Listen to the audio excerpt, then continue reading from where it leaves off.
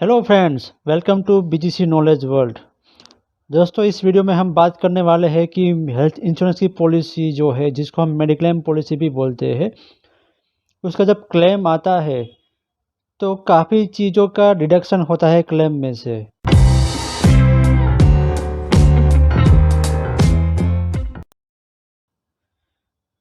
तो ऐसी कौन सी चीज़ें हैं जो कोई भी मेडिक्लेम पॉलिसी में नहीं मिलता, उसके बारे में हम डिटेल में इस वीडियो में बात करने वाले हैं।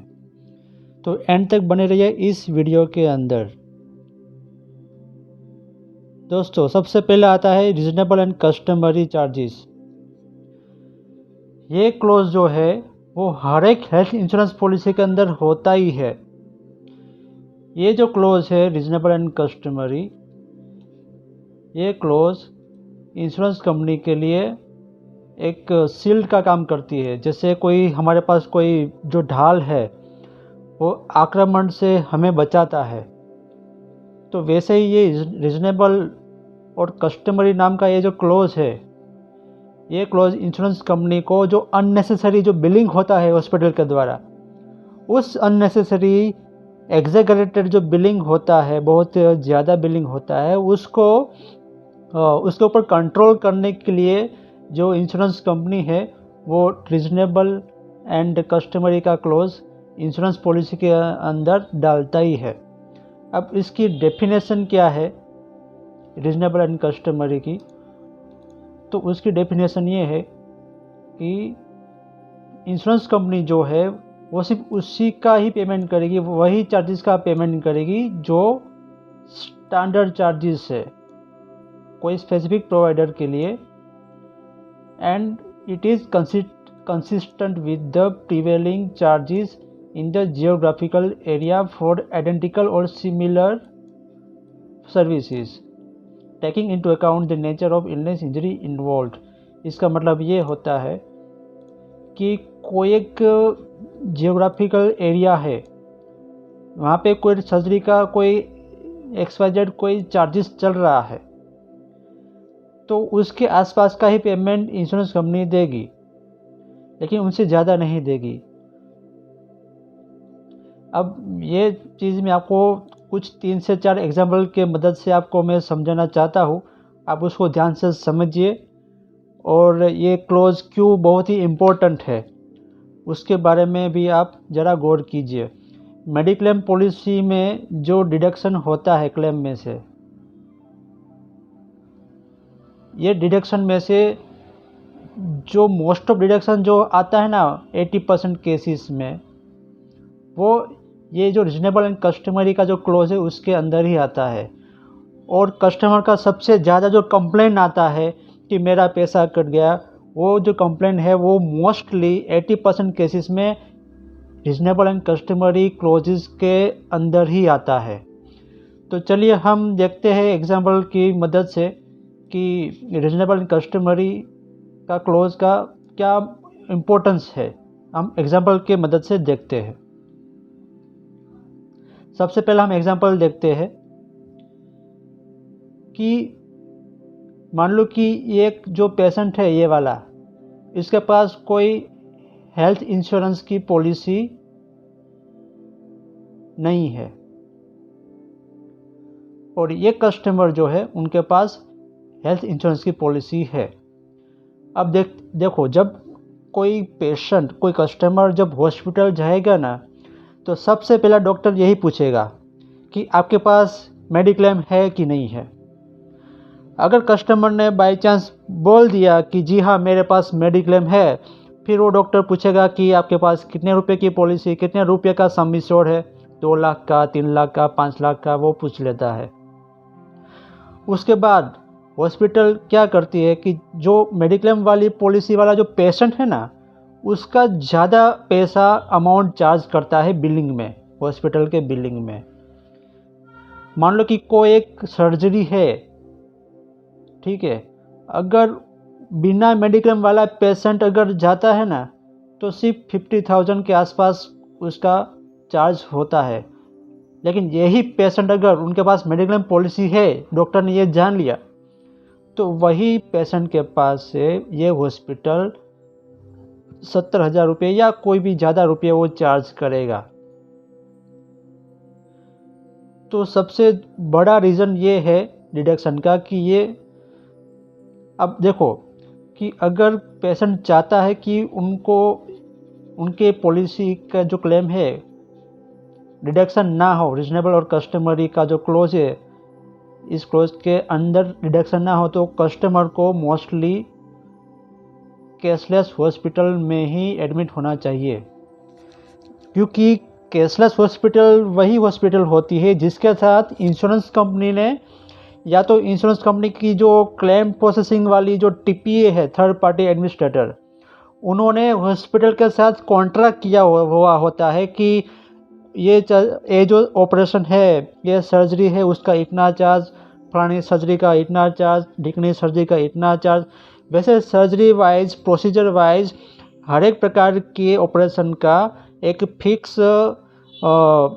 जो बंधारण है वो एक कॉन्ट्रैक्ट के अंदर वो उन्होंने एक म्यूचुअली वो फिक्स किया होता है। जैसे हम कोई रेस्टोरेंट में जाते हैं तो वड़ा पाव का इतना रुपया, दाबेली का इतना रुपया, हर एक का मेनू होता है। सैंडविच का इतना रुपया, वेजिटेबल सैंडविच का इतना रुपया, आलू मटर सैंडविच का इतना रुपया। ठीक वैसे ही जो कैशलेस हॉस्पिटल है वो हॉस्पिटल और इंश्योरेंस कंपनी के बीच वो कॉन्ट्रैक्ट हुआ होता है स्टैम्प पेपर के ऊपर, जिसके अंदर उन्होंने सारे चार्जेस डिफाइन किए होते हैं कि मैं ये सर्जरी का इतना ही लूँगा, उनसे ज़्यादा नहीं लूँगा। तो सबसे बड़ा बेनिफिट ये होता है कैशलेस हॉस्पिटल में दाखिल होने का कि यहाँ पे रीजनेबल और कस्टमरी का ये जो क्लोज है जिसके जरिए डिडक्शन होता है क्लेम में से, वो नहीं होता मोस्टली। और दूसरा बेनिफिट ये है कैशलेस का कि कस्टमर को यहाँ पे फ्रंट एंड पर कैश का पेमेंट नहीं करना पड़ता। जो चीज़ नहीं पेबल है बस उसी का ही नॉमिनल रुपये का पेमेंट करना पड़ता है at the time of discharge from the hospital. बाकी का पूरा पेमेंट यहाँ पे कैशलेस होता है। तो कस्टमर को कोशिश ये करनी चाहिए कि वो कैशलेस हॉस्पिटल में ही एडमिट हो। जब कस्टमर पॉलिसी ले तो पहले से ही वो इंश्योरेंस कंपनी से जान ले कि वो कंपनी के साथ टाई अप किए हुए कितने हॉस्पिटल ये सिटी में है या ये पूरे स्टेट में है। तो फिर जब एडमिट होने की जब बारी आए तो वही हॉस्पिटल में एडमिट होना चाहिए जहाँ पे कैशलेस की फैसिलिटी हो। तो अगर कस्टमर कैशलेस हॉस्पिटल में एडमिट नहीं होता है और नॉन कैशलेस हॉस्पिटल में एडमिट होता है तो वैसे केसेस में ही इस प्रकार का प्रॉब्लम होगा कि डॉक्टर ज़्यादा चार्ज करेगा अगर मेडिक्लेम पॉलिसी है तो। फिर बाद में जब ये कस्टमर जब पूरी फाइल जब रखेगा इंश्योरेंस कंपनी के पास तो इंश्योरेंस कंपनी जो है वो पूरी फाइल को देखेगी। फिर उनको लगता है कि ये ऑपरेशन तो 50,000 में होता है आमतौर पर नॉर्मल पेशेंट के लिए, लेकिन मेरे ये पेशेंट का तो 70,000 रुपीज़ लिया। तो इसलिए यहाँ पे इंश्योरेंस कंपनी जो है वो 20,000 रुपये का डिडक्शन करेगी under the close of reasonable and customary charges. तो ये तो सिर्फ एक ही एग्जांपल हुआ। हम आगे भी देखते हैं कि ऐसे कौन से दूसरे एग्जांपल में ये जो रीजनेबल और कस्टमरी क्लोज है वो एप्लीकेबल करती है इंश्योरेंस कंपनी।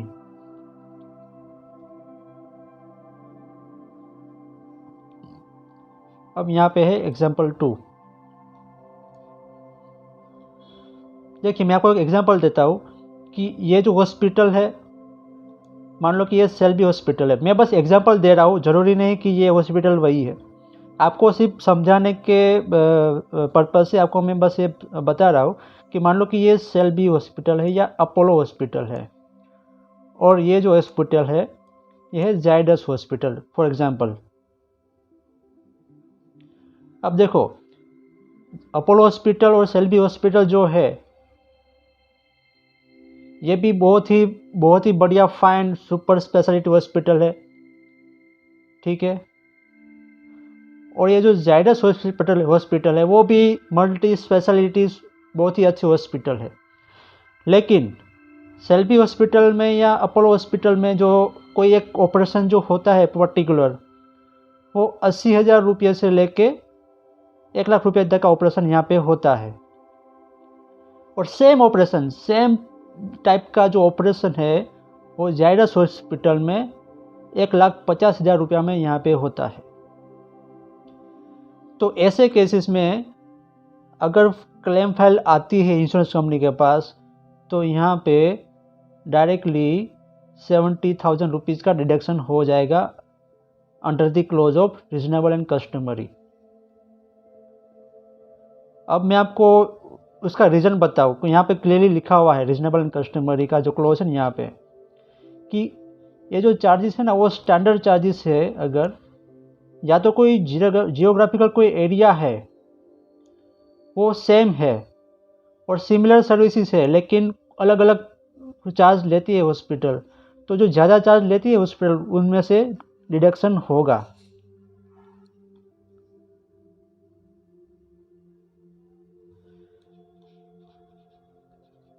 तो मोस्टली कस्टमर को ये कोशिश ये करनी चाहिए कि जहाँ पे कैशलेस है वहाँ पर ही एडमिट हो, ताकि इस प्रकार का जो लफड़ा है वो क्रिएट ना हो।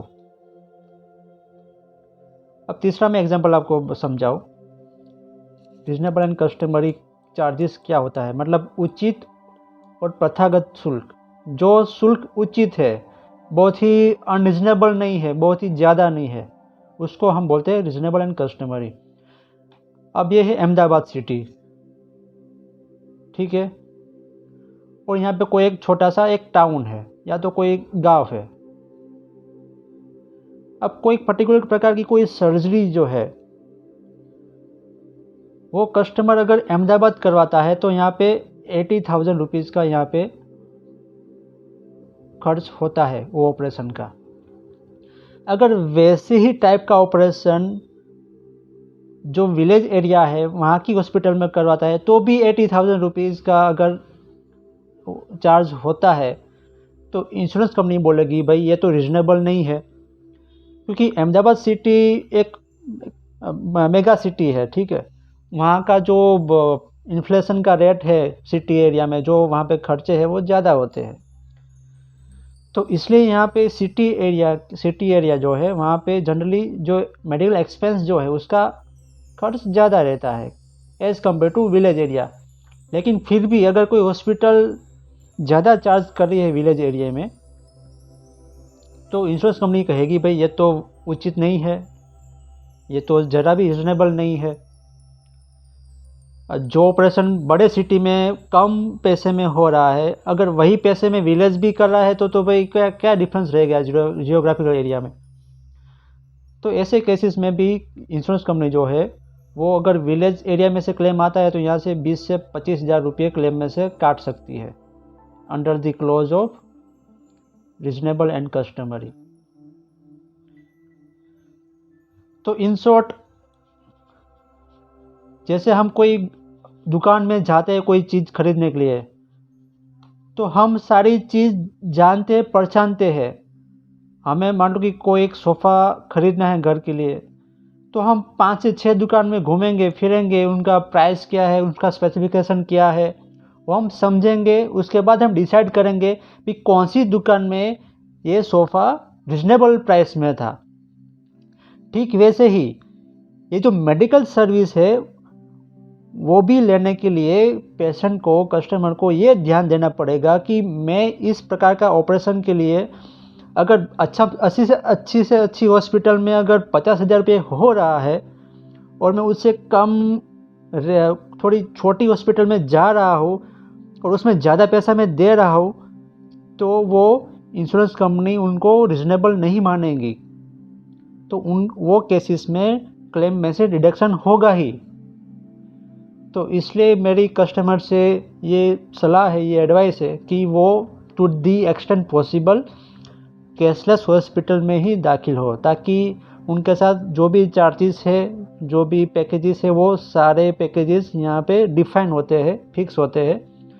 तो कैशलेस वाली हॉस्पिटल में जो है ना, हॉस्पिटल ज़्यादा चार्ज नहीं करती। मेरे पास एक एग्जांपल आया था, लाइव एग्जांपल है मेरे पास। एक कस्टमर जो है वो CIMS हॉस्पिटल है अहमदाबाद के अंदर। ये हॉस्पिटल के अंदर एडमिट हुआ। अब एक कस्टमर के पास मेडिक्लेम पॉलिसी थी और जो इंश्योरेंस कंपनी जो है उनका भी इस हॉस्पिटल के साथ टाई अप भी था, कैशलेस का टाई अप था। लेकिन जब कस्टमर यहाँ पे जब ये हॉस्पिटल में एडमिट हुआ तब कस्टमर ने वो मेडिक्लेम पॉलिसी डिस्क्लोज नहीं की। तो CIMS हॉस्पिटल ने क्या किया कि जो एक्सेस जो चार्ज था ना वो लगा दिया। कोई ऑपरेशन का मान लो कि 80,000 रुपीज़ फिक्स हुए हैं एज पर कैशलेस, मतलब कि ये इंश्योरेंस कंपनी जो है और ये हॉस्पिटल जो है उनके बीच ये फिक्स हुआ था, ये पैकेज फिक्स हुआ था कैशलेस के जो है एग्रीमेंट उनके तहत कि 100 ऑपरेशन का चार्ज वो 80,000 रुपीज़ लेगा ये हॉस्पिटल। लेकिन कस्टमर ने वो पता नहीं, कस्टमर की जो कंडीशन थी वो बहुत ही एक्यूट थी, ख़राब थी और उनको अर्जेंट बेसिस पर हॉस्पिटल में दाखिल करना पड़ा। और उनके जो रिलेटिव्स है उन्होंने बताया नहीं हॉस्पिटल को कि इनका मेडिक्लेम है। तो ये हॉस्पिटल ने क्या किया कि ये सर्जरी जो है ऑपरेशन उनका 1,29,000 का बिल रख दिया। मतलब ये हॉस्पिटल में यही जो ऑपरेशन है जो कैशलेस में अगर करवाता कस्टमर तो 80,000 रुपीज़ में होता, वही ऑपरेशन इस हॉस्पिटल ने इस कस्टमर को 1,29,000 रुपये में ये ऑपरेशन किया और ये 1,29,000 रुपये कैश लिए कस्टमर से। अगर कस्टमर बताता कि मेरे पास इंश्योरेंस कंपनी की पॉलिसी है और ये हॉस्पिटल को अगर पता चलता कि हाँ मेरा कैशलेस इस इंश्योरेंस कंपनी के साथ है, तो वो जो पैकेज फिक्स हुआ है 80,000 का वही चार्ज बिलिंग में करता वो हॉस्पिटल। तो इसलिए कैशलेस फैसिलिटी का जो यूज़ करना हो बहुत ही इम्पोर्टेंट होता है हेल्थ इंश्योरेंस पॉलिसी के अंदर। तो दोस्तों मैंने कोशिश की है कि रीजनेबल कस्टमरी क्लोज का क्या मतलब होता है, क्या मीनिंग होता है और कैसे उसका डिडक्शन होता है। बस आपको ये सोचना है कि आप जैसे कोई चीज़ खरीदने जाते हो और जो भी आप अपना खुद का जो नॉलेज और एक्सपीरियंस जो आप लगाते हो, सारी चीज़ जान के पहचान के फिर आप खरीदो, वैसे ही आपको विजिलेंट रहना है at the time of taking a claim under mediclaim policy.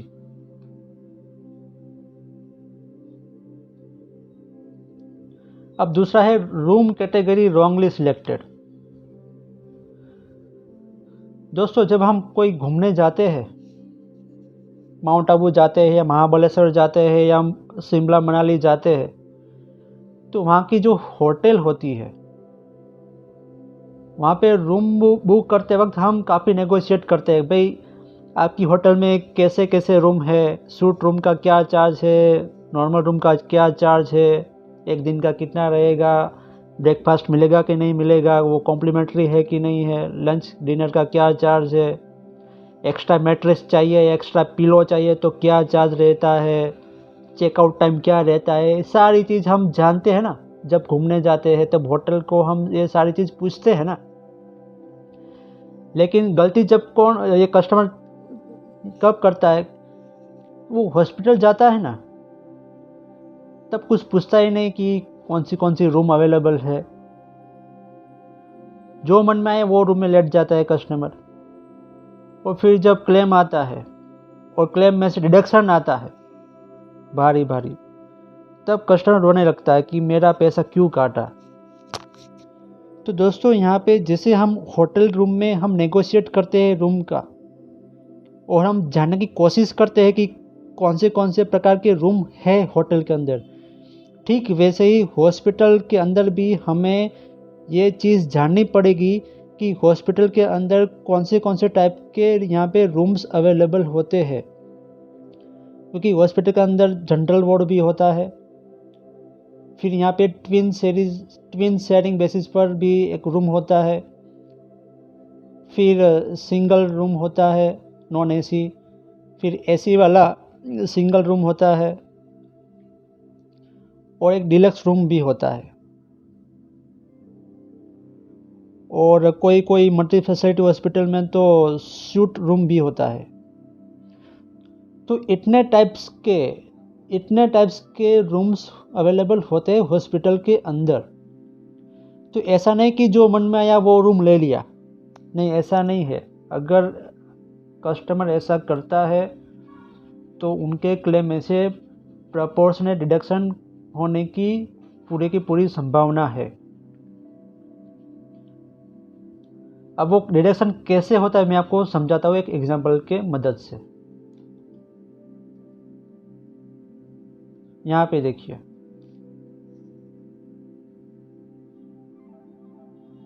मान लो कि कस्टमर के पास यहाँ पे 2 लाख रुपए की एक न्यू इंडिया फ्लोटर पॉलिसी है फॉर एग्जांपल। तो अगर कस्टमर के पास 2 लाख की फ्लोटर पॉलिसी है तो as per policy terms and condition वो कस्टमर को पर डे 2000 रुपये की रूम अलाउड है। ठीक है। अब देखिए, हॉस्पिटल में क्या होता है कि अलग अलग टाइप के रूम्स होते हैं, जनरल वार्ड, शेयर्ड रूम, फिर single room, single AC room और सिंगल डिलक्स रूम। इतने टाइप्स के रूम्स होते हैं हॉस्पिटल के अंदर। अब जानने वाली बात यह है कि जिस टाइप का रूम होगा उस टाइप के चार्जेस लगेंगे। मतलब कि अगर कोई पेशेंट जनरल वार्ड में एडमिट होता है तो रूम का चार्जेस कम रहता है ऑब्वियसली। उनके साथ साथ ही और भी जो भी चार्जेस होता है, जैसे कि डॉक्टर का विजिट चार्ज, वो सिर्फ 200 रुपया होता है। जबकि वो अगर कस्टमर शेयर्ड रूम में जाता है तो वही डॉक्टर का चार्ज यहाँ पे हो जाता है 500 रुपये। अगर वो कस्टमर सिंगल रूम में जाता है तो वही डॉक्टर का चार्ज, विजिट चार्ज रहेगा 800 रुपये। ये मैं एग्जांपल बता रहा हूँ। हॉस्पिटल टू हॉस्पिटल ये चार्जेस अलग अलग हो सकते हैं। मैं ये समझाने की कोशिश कर रहा हूँ कि अगर मतलब जो भी अलग अलग प्रकार की रूम होती है हॉस्पिटल के अंदर, उस रूम के मुताबिक डॉक्टर के विजिट चार्जेस अलग अलग रहते हैं। साथ ही जो ऑपरेशन का जो खर्चा है ना, वो भी सेपरेट टाइप के, अलग अलग टाइप के रहते हैं। जैसे कि जनरल वार्ड की मैं बात करूं यहाँ पे, तो वहाँ पे अगर एंजियोप्लास्टी का कॉस्ट 90,000 हो रहा है तो वही कस्टमर अगर सिंगल एसी रूम में अगर उन्होंने वो एडमिट हुआ है तो यही एंजियोप्लास्टी की जो कॉस्ट है वो यहाँ पे 1,50,000 रुपये हो जाएगी। तो यहाँ पे ये चीज़ ध्यान रखनी पड़ेगी कस्टमर को कि मैं जो रूम लूँगा या लूँगी उसके मुताबिक ही डॉक्टर के विजिट चार्जेस लगेंगे, ऑपरेशन के चार्जेस लगेंगे, नर्सिंग चार्जेस लगेंगे। अब यहाँ पे मैं एग्जांपल आपको ये बताता हूँ कि 2 लाख की पॉलिसी है जिसके ऊपर 2000 की रूम मिल सकती है as per policy terms and condition. तो अगर कस्टमर कम जो चार्जेस है रूम का वो लेता है, यानी कि एक दिन का 1500 रुपये या एक दिन का 700 रुपये या एक दिन का 2000 रुपये, तो जितना भी एक्सपेंस होता है डॉक्टर का विजिट चार्ज या ऑपरेशन का चार्ज, ये टोटल कॉस्ट जो है वो उनको फुल मिलता है, कोई भी डिडक्शन होता नहीं है। हम यहाँ पे ये एज्यूम करें कि ये कैशलेस हॉस्पिटल है और यहाँ पे और किसी प्रकार का कोई भी यहाँ पे डिडक्शन नहीं हो रहा है। हम ये एज्यूम कर लेते हैं अभी फॉर एग्जांपल। तो अगर कस्टमर यहाँ पे 2000 रुपये की रूम की उनकी एलिजिबिलिटी है और यहाँ पे 2000 रुपये तक की वो रूम यहाँ पे लेता है तो उनके क्लेम में से कोई डिडक्शन नहीं होगा। लेकिन अगर कस्टमर यहाँ पे ज़्यादा रूम चार्जेस वाला रूम लेता है 2700 रुपये वाला, तो यहाँ पे सीधी कैलकुलेशन ये होगी कि यहाँ पे जो रूम चार्जेस कस्टमर ने लिए हैं वो है 2700 रुपये। अब as per policy terms and condition वो पेशेंट को सिर्फ 2000 रुपये तक का ही रूम मिलने वाला है। तो अब क्या होगा कि 2,000 रुपये तक का जो रूम है ना वो इंश्योरेंस कंपनी पे करेगी, बाकी का जो 700 रुपये का जो चार्जेस है ना वो खुद को बेयर करना पड़ेगा। तो यहाँ पे जो टोटल यहाँ पे 1,83,900 रुपये का जो खर्च हो रहा है 1,83,900। अब इसका क्या होगा कि इंश्योरेंस कंपनी जो है वो अपना प्रोपोर्शनेट 1,36,222 रुपये पे करेगी, बाकी का जो प्रोपोर्शनेट जो अमाउंट है 47,678 ये कस्टमर को बेयर करना पड़ेगा। क्लेम के अंदर इसका डिडक्शन होगा ये अमाउंट का। तो यहाँ पे डिडक्शन हो रहा है 25.93%। अब डिडक्शन होने के बाद कस्टमर चिल्ला के आता है इंश्योरेंस कंपनी की ऑफिस के अंदर कि मेरा पैसा क्यों काट लिया, मेरे पास तो 2 लाख की पॉलिसी है, यहाँ पे एक्सपेंस हो रहा है सिर्फ 1,83,000, तो यहाँ पे 2 लाख तो पूरे नहीं हो रहे हैं, आपने फिर भी मेरा पैसा क्यों काटा। ऐसा हो सकता है। लेकिन दोस्तों यहाँ पे ये देखिए कि यहाँ पे जो रूम ली है कस्टमर ने वो ज़्यादा ली है, अपनी जो एलिजिबिलिटी है उनसे ज़्यादा की रूम यहाँ पे ली है। तो उसके मुताबिक ये जो एक्सपेंस है 2,700 रुपये का, ये जो रूम की जो लिया है कस्टमर ने वो प्रोपोर्शनल डिडक्शन होगा, कंपनी पे करेगी 2,000 के मुताबिक, बाकी का जो 700 रुपये है उसका जो प्रोपोर्शनेट है वो कस्टमर को बेयर करना पड़ेगा। तो ये चीज़ होता है यहाँ पे। हमारा कोई कस्टमर ने यहाँ पे 4,000 की रूम ली तो यहाँ पे 50% डिडक्शन होगा, क्योंकि उनकी एलिजिबिलिटी सिर्फ यहाँ पे 2,000 रूम की ही थी। तो डॉक्टर का जो विजिट चार्जेस है यहाँ पे /2 होगा। एंजियोप्लास्टी की जो ये जो सर्जरी का जो कॉस्ट है 2,20,000 उसको भी /2 किया जाएगा। टोटल जो खर्चा आया उसको भी /2 किया जाएगा। जो भी खर्चा हुआ उसका 50% ही मिलेगा कस्टमर को, क्योंकि यहाँ पे कस्टमर ने हायर चार्जेस वाला रूम लिया है। तो मेरे एक्सपीरियंस के मुताबिक मैं देखूँ तो रूम का जो डिडक्शन होता है वो टोटल जो क्लेम्स आते हैं ना उनमें से 20% केस में ये चीज़ होती ही है। डिडक्शन वाला ये जो रूम कैटेगरी वाला जो डिडक्शन है ना वो 20% क्लेम के अंदर इसका डिडक्शन तो होता ही है, एज पर माई एक्सपीरियंस, माई ऑब्जर्वेशन। तो हमें ये देखना पड़ेगा कि हमारी जो एलिजिबिलिटी है as per policy terms and condition उतने रुपया तक का ही हम रूम ले, ज़्यादा रुपये वाला हम रूम ना ले। दोस्तों एक ऑप्शनल कवर आता है यहाँ पे, optional cover 1, no proportional deduction. अगर एक्स्ट्रा प्रीमियम भर के ये अगर एड ऑन कवर लिया जाता है तो यहाँ पे जो प्रोपोर्शनल डिडक्शन हो रहा है वो नहीं होगा, यानी कि कस्टमर ने यहाँ पे ये ऑप्शनल कवर 1 का यहाँ पे एड ऑन कवर लिया है for example.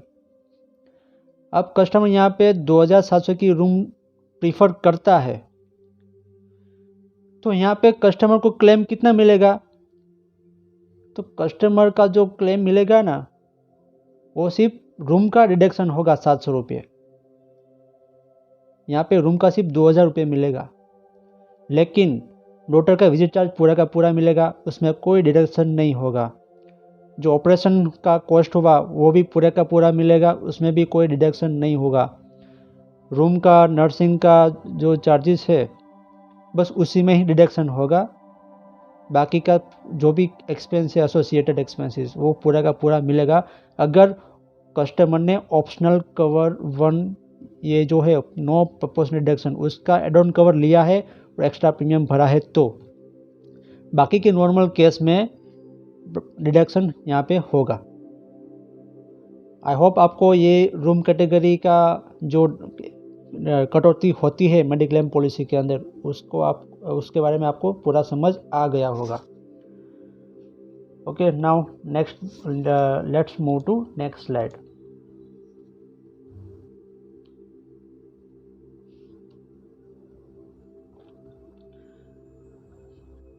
Hospital not as per hospital not as per definition in the policy schedule. अब जितने भी केसेस आते हैं मेडिक्लेम के, उसमें 1 या 2% केसेस में जो क्लेम रिजेक्ट होता है उसका रीज़न ये होता है कि हॉस्पिटल जो है वो पॉलिसी के अंदर जो लिखा है, पॉलिसी के टर्म्स एंड कंडीशन में जो लिखा हुआ है कि हॉस्पिटल की क्या डेफिनेशन है, अगर उसके मुताबिक कि हॉस्पिटल नहीं है तो पूरा का पूरा क्लेम रिजेक्ट हो जाता है। अब देखिए, हॉस्पिटल तो हॉस्पिटल है, चाहे वो 10 बाय 10 फुट वाली छोटी सी जगह में हो या बड़ी सी जगह में हो, हॉस्पिटल तो हॉस्पिटल ही है। लेकिन as per policy terms and condition hospital क्या होती है, तो यहाँ पे लिखा हुआ है कि हॉस्पिटल ऐसी होनी चाहिए जहाँ पे जो नर्सिंग स्टाफ है ना वो राउंड दी क्लॉक होनी चाहिए, यानी कि 24/7 जो नर्सिंग स्टाफ है वो अवेलेबल होना चाहिए हॉस्पिटल के अंदर। ये कंडीशन है। दूसरी कंडीशन ये है कि अगर कोई सिटी की पॉपुलेशन 10 लाख से कम है तो मिनिमम 10 बेड होने चाहिए हॉस्पिटल के अंदर।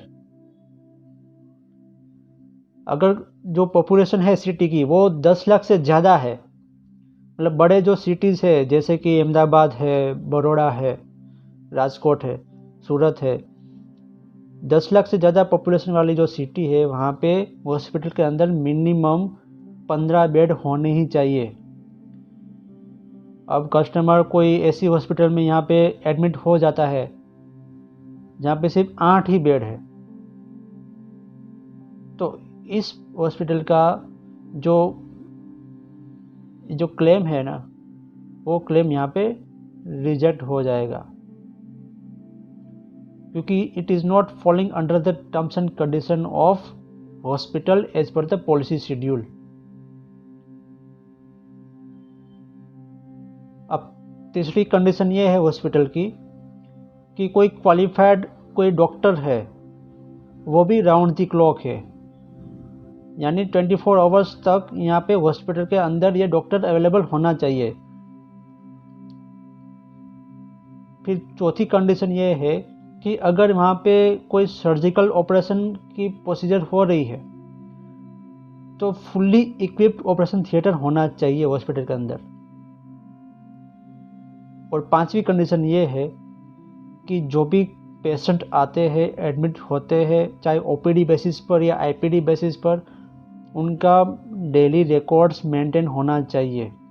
ये अगर 5 कंडीशन अगर फुलफिल होती है उसी को ही हॉस्पिटल हम बोलेंगे एज पर इंश्योरेंस कंपनी की policy schedule, policy terms and condition. अब ये 5 में से कोई भी कंडीशन यहाँ पे अगर फुलफिल नहीं होती है और क्लेम आता है तो देयर आर चांसेस कि द क्लेम में बी रिजेक्टेड।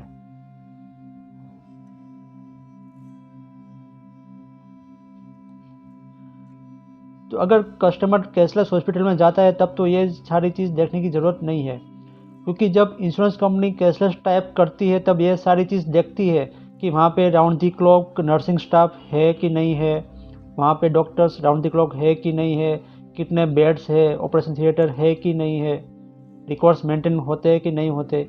ये सारी चीज़ देखने के बाद ही कैशलेस का यहाँ पे टाइप होता है। तो कैशलेस वाली हॉस्पिटल में तो ये सब देखने की ज़रूरत नहीं है। लेकिन अगर कैशलेस वाला क्लेम नहीं है, रिम्बर्समेंट वाला क्लेम है, तब तो ये सारी चीज़ यहाँ पे देखनी पड़ेगी कि ये हॉस्पिटल जो हमारी जो पॉलिसी की टर्म्स कंडीशन है उसके मुताबिक है कि नहीं है।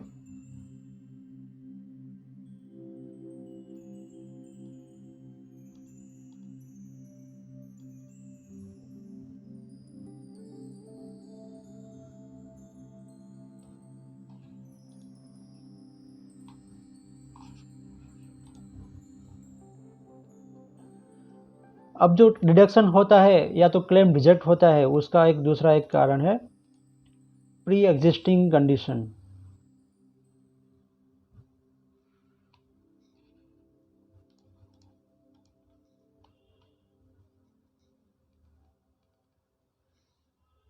Pre existing condition.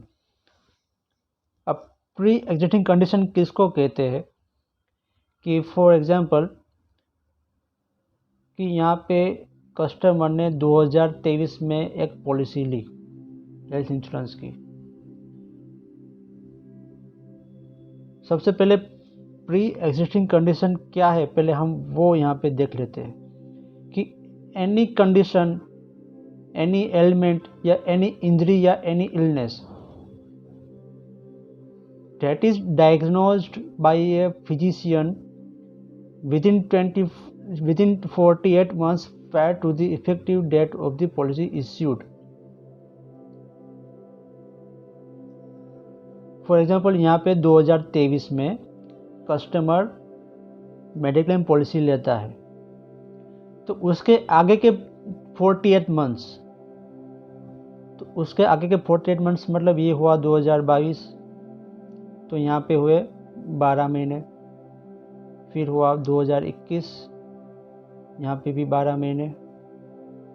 फिर आया 2020, यहाँ पर भी 12 महीने। और उसके बाद आया 2019, ये 12 महीने। तो 12 + 12 + 12 कुल मिला के हुए 48 मंथ्स। तो अगर 2019 के अंदर कस्टमर को हार्ट का कोई प्रॉब्लम हुआ था, मैं आपको पहले ये जो ए वाला पॉइंट है वो मैं आपको समझा रहा हूँ कि कोई कस्टमर जो था उनको फॉर एग्जांपल यहाँ पे 2022 की मैं बात करता हूँ, चलो कि 2022 में कोई हार्ट का कोई प्रॉब्लम हुआ और वो हॉस्पिटल गया, तो फिजिशियन ने उनको कोई हार्ट की कोई इलनेस है वैसा डायग्नोज किया। फिर अगर कस्टमर का कोई क्लेम आता है 2024 के अंदर, यहाँ पे हार्ट का कोई क्लेम आता है, तो वो क्लेम यहाँ पे रिजेक्ट हो जाएगा, क्योंकि उन्होंने जो पॉलिसी ली 2023 में उन्होंने जो पॉलिसी ली, तो उनके 4 साल पहले यानी 4 साल पहले यानी कि 2022 में उनको कोई बीमारी हुई थी, वही बीमारी के कारण उनको यहाँ पे एडमिट होना पड़ रहा है 2024 में। तो यहाँ पे अभी भी 48 मंथ्स पास नहीं हुए हैं, तो इसलिए ये क्लेम यहाँ पे पेएबल नहीं होगा। तो अब ये क्लेम पेएबल कब होगा, तो ये होगा 2026 के अंदर।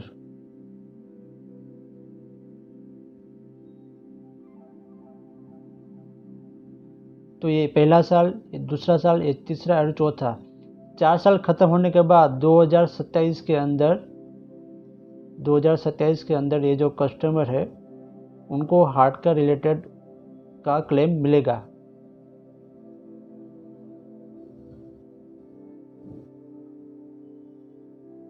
उसको हम बोलते हैं प्री एग्जिस्टिंग कंडीशन। जब से पॉलिसी ली, आज पॉलिसी लेता है कस्टमर, उसके पीछे के 48 मंथ्स के अंदर कोई बीमारी, कोई ऐसी गंभीर बीमारी हुई है या कोई ऐसी कोई कंडीशन थी जिसका उन्होंने हॉस्पिटल में कोई डायग्नोज किया गया था उसके बारे में, उसको हम प्री एग्जिस्टिंग डिसीज़ बोलते हैं।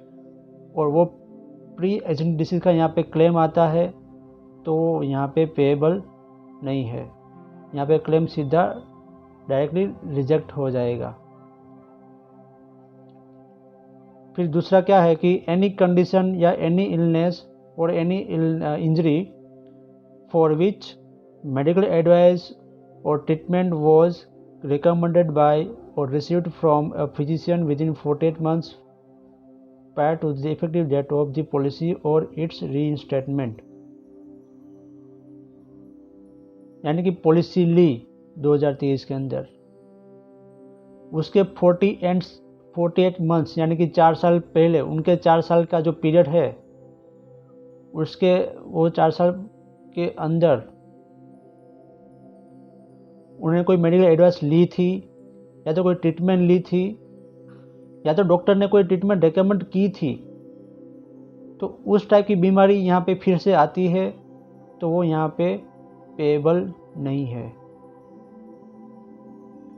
तो आपको बस इतना याद रखना है कि आप 2023 में पॉलिसी लेते हो तो उनके 4 साल के बाद, जो यानी कि 2027 के अंदर, कोई जो प्री एग्जिस्टिंग वाला जो कोई डिसीज़ है वो यहाँ पे कवर होगा, उनके पहले कवर नहीं होगा। तो ऐसे केसेस हमारे पास आते हैं काफ़ी, और मोस्टली जो आते हैं केसेस वो यहाँ पे हार्ट के रिगार्डिंग आते हैं, फिर यहाँ पे लीवर का रिगार्डिंग आते हैं केसेस, तो उसको हम बोलेंगे प्री एग्जिस्टिंग कंडीशन। पॉलिसी जो ली उनके पहले के 4 साल के बीच में कुछ एडवाइस ली है, कोई डायग्नोस कोई डिसीज़ हुआ है और कोई ट्रीटमेंट ली है, तो उसको हम एक्सक्लूड करेंगे 4 साल तक। फिर है expense for investigation and evaluation. अब देखो, कस्टमर की कोई फिजिकल कंडीशन ऐसी है कि उनको कुछ प्रॉब्लम है बॉडी के अंदर, अब डॉक्टर को ये नहीं पता कि उनको क्या है, तो डॉक्टर जनरली ये सारे टेस्ट करवाने के लिए कहते हैं अकॉर्डिंग टू द डिसीज़। अब मान लो कि कोई मगज का कोई है, कोई दिमाग का कोई प्रॉब्लम है कस्टमर को, तो डॉक्टर उनको मान लो कि एमआरआई, सीटी स्कैन, सोनोग्राफी ऐसा कुछ रेकमेंड करता है कि आप टेस्ट करवा लीजिए। तो ये टेस्ट करवाने के पर्पज़ से कस्टमर यहाँ पे हॉस्पिटल के अंदर हॉस्पिटलाइज होता है, तो वो एक्सपेंस यहाँ पे नहीं मिलता।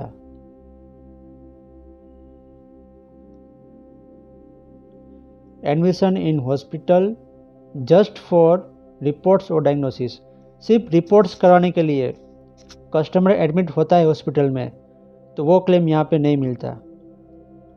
कोई ट्रीटमेंट करवाने के लिए एडमिट होता है हॉस्पिटल के अंदर तो ही मिलेगा। कोई ट्रीटमेंट यानी कि कोई ऑपरेशन है, कोई सर्जरी है, या कोई जो भी मेडिकल जो प्रोसीजर है उनके लिए एडमिट होता है तो ही क्लेम मिलता है। बाकी सिर्फ रिपोर्ट्स करवाने के पर्पज़ से, ये सब रिपोर्ट्स करवाने के पर्पज़ से एडमिट होता है हॉस्पिटल के अंदर, तो वो एक्सपेंस नहीं मिलता।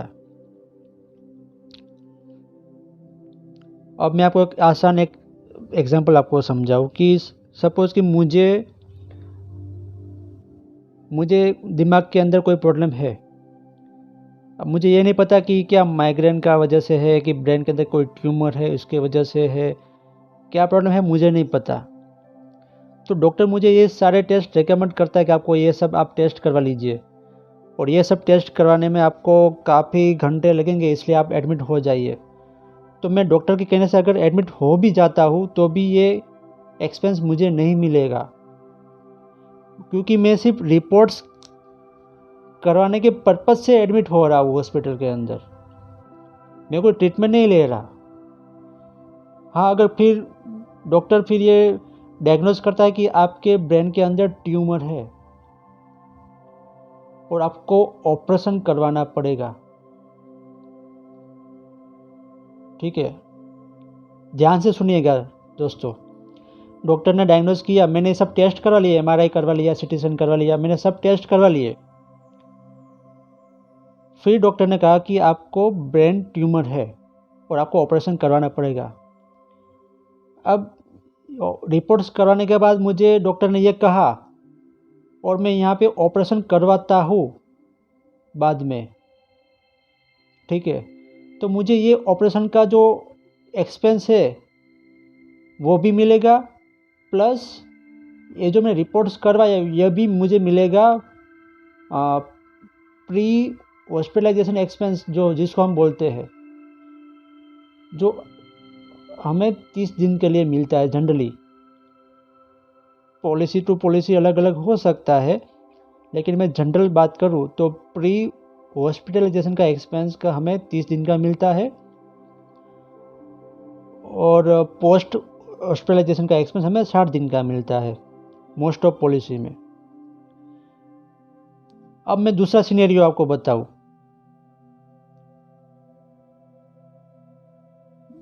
दूसरा सिनेरियो ये है, ध्यान से देखिएगा, कि डॉक्टर ने मुझे डायग्नोस किया कि आपके ब्रेन के अंदर ट्यूमर है और आपको ऑपरेशन करवाना पड़ेगा, लेकिन मैं यहाँ पे ऑपरेशन करवाता नहीं हूँ। तो ये जो भी एक्सपेंस हुआ यहाँ पे रिपोर्ट्स का, ये जो रिपोर्ट्स का जो एक्सपेंस हुआ ना, MRI करवाया, CT स्कैन करवाया, वो रिपोर्ट्स का पैसा यहाँ पे नहीं मिलेगा। अगर मैं एडमिट होता, मैं यहाँ पे ब्रेन ट्यूमर का मैं ऑपरेशन करवाता, तो मुझे ऑपरेशन का भी खर्चा मिलता और रिपोर्ट्स करवाने का भी खर्चा मिलता as per pre hospitalisation expense. लेकिन मैं ऑपरेशन करवाता ही नहीं हूँ, तो मुझे सिर्फ और सिर्फ रिपोर्ट का पैसा यहाँ पे नहीं मिलेगा। ये चीज़ हमेशा ध्यान रखिएगा। तो यहाँ पे रिपोर्ट्स का पैसा तभी मिलेगा कि जिस बीमारी के लिए रिपोर्ट्स करवाए हैं,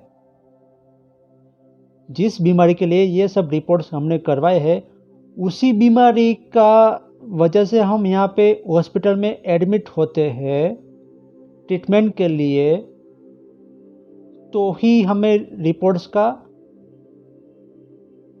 प्लस ये ट्रीटमेंट का दोनों का पैसा हमें मिलेगा, वरना नहीं मिलेगा। तो ये बात हमेशा ध्यान रखिएगा कि स्टैंड अलोन बेसिस पर रिपोर्ट्स का यानी कि इन्वेस्टिगेशन का जो एक्सपेंस है वो यहाँ पे पेएबल नहीं है।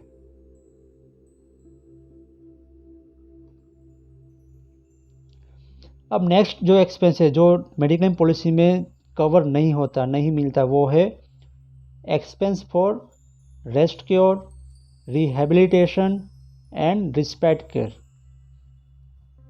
अब इसका क्या मतलब होता है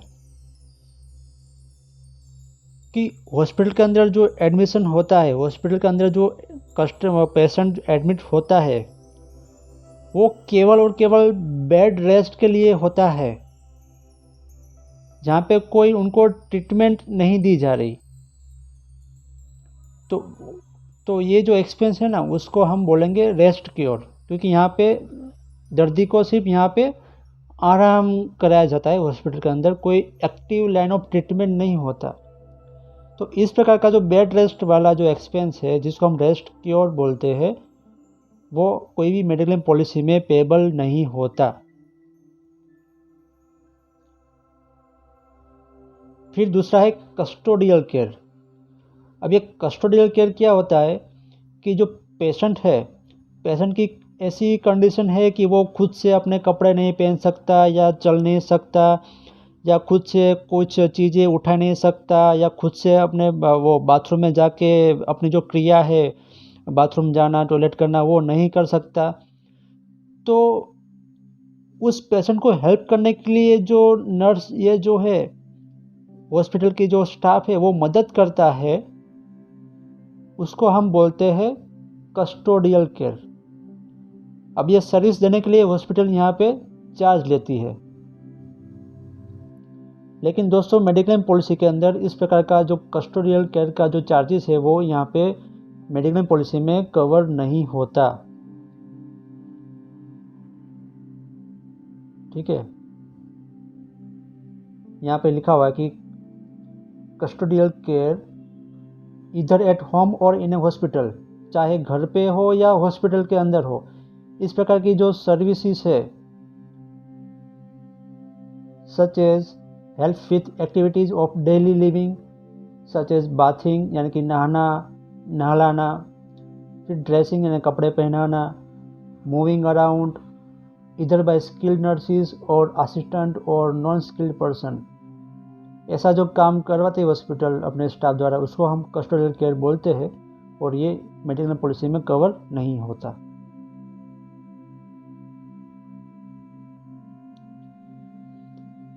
फिर वही पॉइंट है रेस्ट क्योर, रिहेबिलिटेशन और रिस्पेक्ट केयर में कि expense related to any admission primarily for internal feeding is covered if the oral intake is absent for a period of at least 5 days.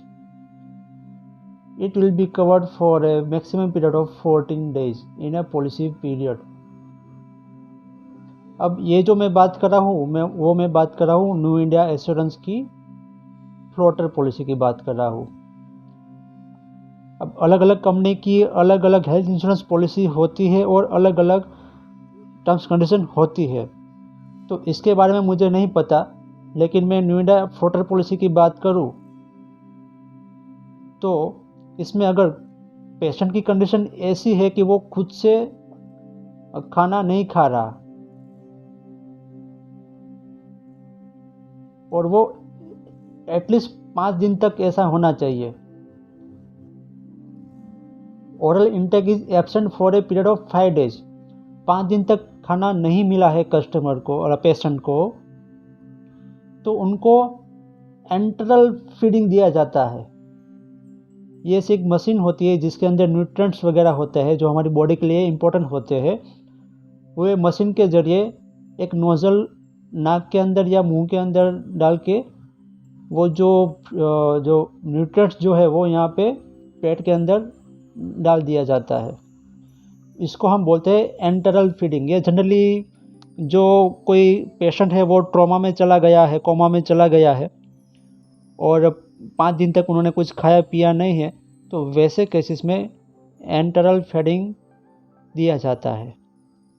तो ये वाला जो है ना एक्सपेंस वो कवर है न्यू इंडिया मेडिक्लेम पॉलिसी के अंदर, लेकिन कंडीशन ये है कि ये सिर्फ 14 दिन तक ही दिया जाएगा ये एक्सपेंस। उसके बाद ये एक्सपेंस नहीं दिया जाएगा, क्लेम नहीं मिलेगा बाकी के दिन के लिए।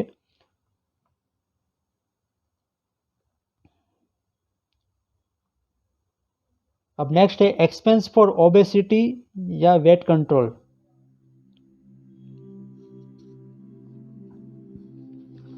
अब जो पेशेंट है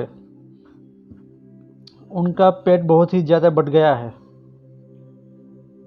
तो ओबेसिटी का कोई सर्जरी कस्टमर करवाता है वो मेडिक्लेम पॉलिसी में नहीं मिलता।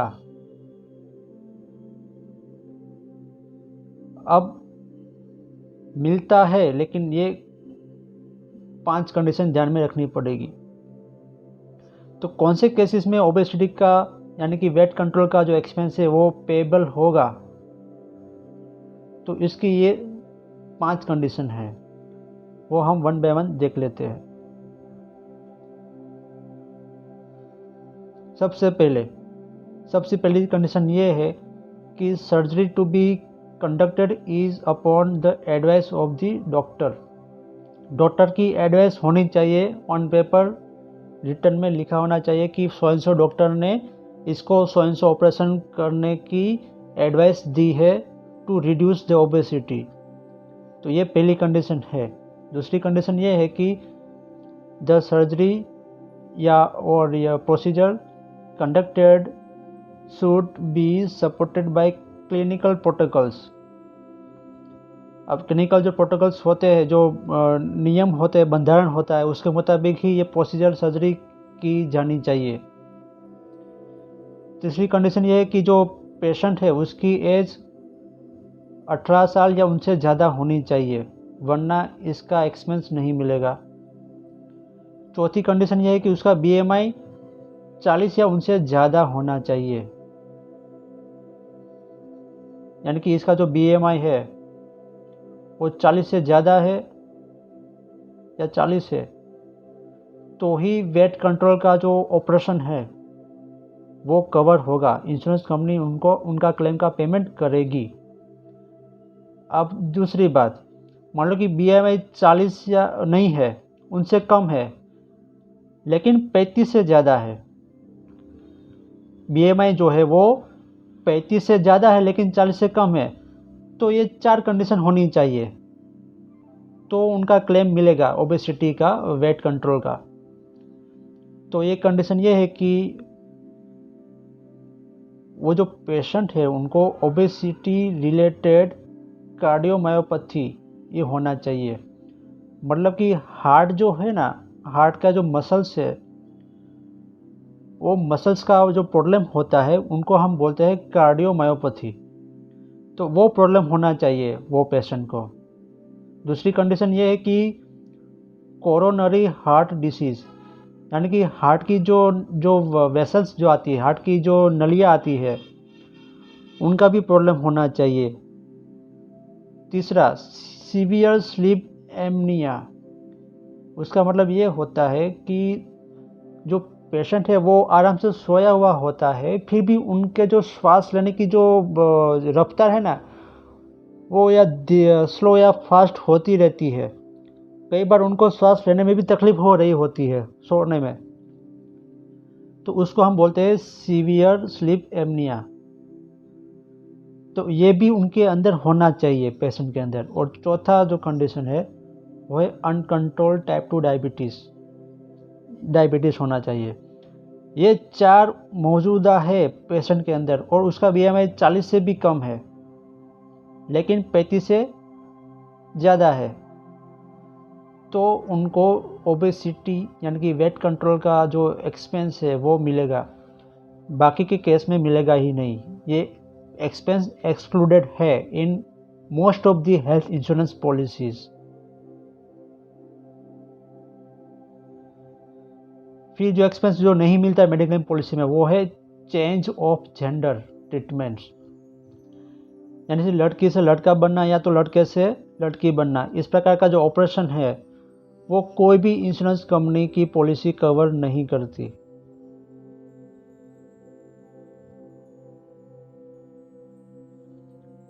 Next one is expense for cosmetic और प्लास्टिक सर्जरी। इसका एक्सपेंस नहीं मिलता कोई भी मेडिक्लेम पॉलिसी के अंदर। ये एक्सपेंस मिलता है, लेकिन उसकी ये कंडीशन है कि पेशेंट का एक्सीडेंट हुआ है, या तो उनका बॉडी जल गया है, या तो कैंसर हुआ है, तो इसके वजह से प्लास्टिक सर्जरी करनी पड़ रही है, तो वो एक्सपेंस मिलेगा। अब आपको ये एग्जांपल, ये फ़ोटो देखिए, इसमें ये जो आदमी है, अब पता नहीं इसका एक्सीडेंट हुआ है या कोई कैंसर हुआ है वो नहीं पता, लेकिन उसकी प्लास्टिक सर्जरी करने के बाद उसका चेहरा ऐसा हो गया, तो ये एक्सपेंस यहाँ पे पेएबल है, ठीक है। लेकिन ये दूसरा फ़ोटो देखिए, यहाँ पे ये भाई साहब का ये जो दाग थे, दाग धब्बे, वो सब यहाँ पे हट गए। तो चेहरे को एकदम अच्छा करना, चेहरे के जो खिल, जो एक्ने होते हैं, एक्ने मासूम, क्या बोलते हैं उनको हिंदी में, खिल मुहासे, उनको दूर करने की सर्जरी हो, या नाक टेढ़ी मेढ़ी हो उसको सीधी करनी हो, तो उस टाइप का जो एक्सपेंस है वो एक्सपेंस कोई भी मेडिक्लेम पॉलिसी में कवर नहीं होता।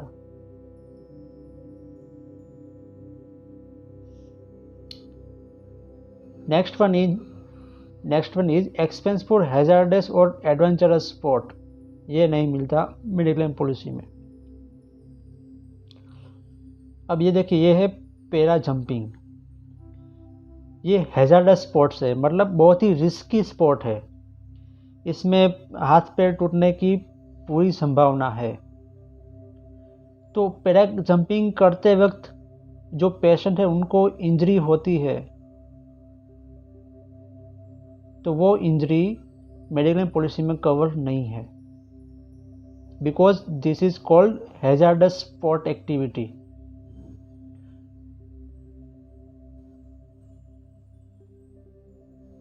दोस्तों, ये जो मैं लिस्ट यहाँ पे दे रहा हूँ हैजार्डस एक्टिविटी का, ये ज़रूरी नहीं कि सारी मेडिक्लेम पॉलिसी में ये एक्सक्लूड है।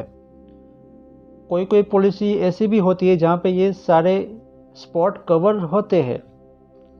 तो आपको पॉलिसी के टर्म्स एंड कंडीशन देखना पड़ेगा कि उसमें कौन से स्पॉट को एक्सक्लूड किया है पॉलिसी के अंदर। तो वो एक्सक्लूड किए हुए स्पॉट्स यहाँ पे कवर नहीं होंगे। तो यहाँ पे मैं जो यहाँ पे लिस्ट में आपको दे रहा हूँ वो है न्यू इंडिया एश्योरेंस कंपनी की फ्लोटर पॉलिसी का।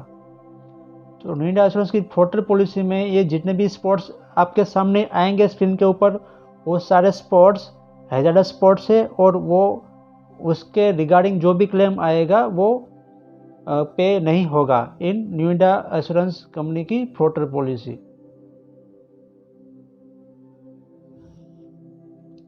दूसरा है रॉक क्लाइंबिंग। ये जो पर्वत है या चोटी है उनको चढ़ना, उसको रॉक क्लाइंबिंग कहते हैं। तो यहाँ से कोई बंदा यहाँ से गिर जाता है, उसका हाथ पैर टूट जाता है, तो जो भी एक्सपेंस आता है मेडिकल का वो यहाँ पे इस पॉलिसी में पेएबल नहीं है। दोस्तों एक बात हमेशा याद रखो कि इंश्योरेंस कंपनी ऐसा सोचती है कि आप एक नॉर्मल आम आदमी हो और आप आम आदमी की तरह आम जिंदगी जी रहे हो, ऐसा मान के आपको हेल्थ इंश्योरेंस पॉलिसी दे रही है। लेकिन आप ऐसी रिस्की एक्टिविटी करते हो तो वो आप आपके जोखिम पर करते हो, because insurance company is not responsible to pay for this claim.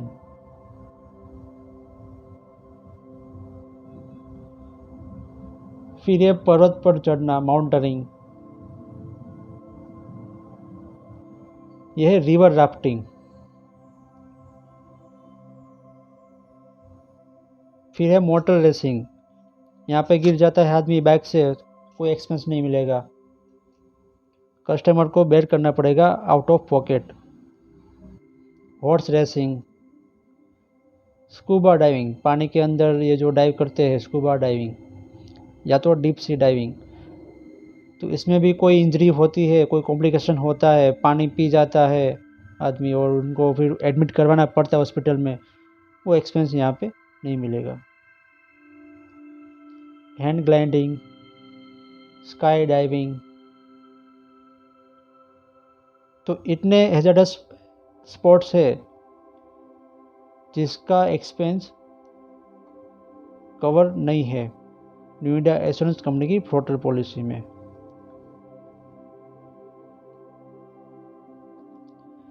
The next one is breach of law.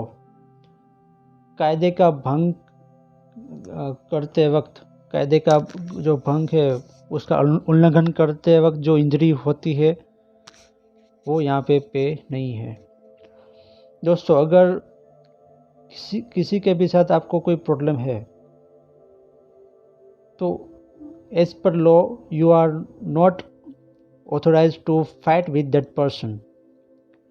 आपको पुलिस में कंप्लेंट करनी पड़ेगी और जो लॉ एंड ऑर्डर है वो आपका जो प्रश्न है उसका निकाल करेगी, लेकिन आप खुद से किसी को ईजा नहीं पहुंचा सकते, ये हमारा कायदा कानून कहता है। लेकिन किसी के साथ आपकी कोई फाइट हो गई और यहाँ पे इंजरी हो गई तो ये क्रिमिनल एक्टिविटी हुई और ये हुआ ब्रीच ऑफ लॉ। तो ऐसे केसेस में जो क्लेम आता है इंजरी का उसका पेमेंट नहीं होता, उसका क्लेम रिजेक्ट हो जाता है। तो दो आदमी को झगड़ा हुआ और दोनों को मारपीट में आ गए और किसी को लग गया और एडमिट कराना पड़ा हॉस्पिटल के अंदर, तो एक्सपेंस नहीं मिलेगा, क्लेम नहीं मिलेगा उसका। फिर है ब्लैकलिस्ट हॉस्पिटल।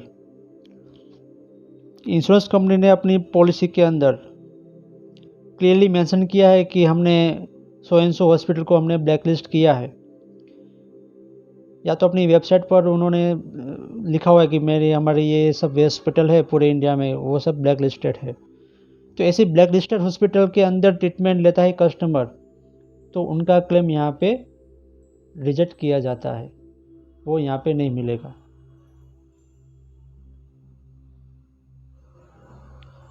फिर है ट्रीटमेंट फॉर अल्कोहलिज्म, ड्रग्स और एनी एडिक्टिव कंडीशन। अब ज़्यादा शराब पी लेने से लीवर खराब हो जाता है तो उनका जो ऑपरेशन का एक्सपेंस है वो यहाँ पे नहीं मिलेगा, बिकॉज जो लीवर ख़राब हुआ है it is because of excess alcoholism. अगर ऐसा प्रूव होता है as per medical reports and वगैरह कि इसका जो लीवर ख़राब हुआ है पेशेंट का वो बिकॉज ऑफ अल्कोहल है, तो उनका क्लेम का पेमेंट नहीं होगा, वो पूरा क्लेम रिजेक्ट हो जाएगा। लेकिन अगर वो ऐसा प्रूव नहीं होता कि ये शराब की वजह से ये सब लंग जो उनके जो लीवर है वो ख़राब हो गया था, ऐसा प्रूव नहीं होता है एज पर रिपोर्ट्स, तो उनका क्लेम का पेमेंट मिलेगा।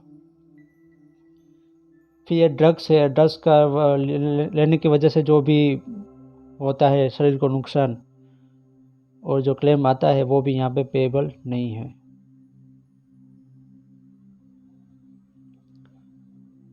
The next is cost of dietary supplements.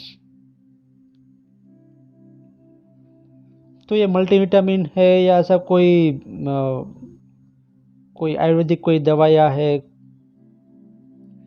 उसका जो ऑर्गेनिक जो दवाइयाँ है उनका पैसा नहीं मिलता।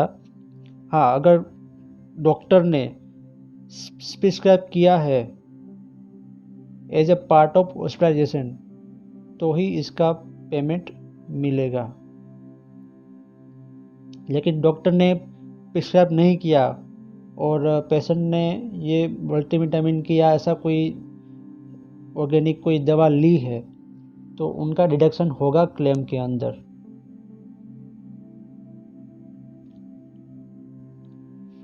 एक्सपेंस फॉर रिफ्रैक्टिव एरर, यानी कि चश्मा जो है, चश्मा निकालने का, चश्मा का जो नंबर है आँख का, वो निकालने का जो ऑपरेशन होता है वो ऑपरेशन का एक्सपेंस कवर नहीं होता। हाँ, कवर होता है, लेकिन कंडीशन ये है कि आँख का नंबर का जो चश्मा है ना वो 7.5 से ज़्यादा होना चाहिए, तो ही उनका जो ऑपरेशन का जो एक्सपेंस है वो कवर होगा, वरना नहीं कवर होगा।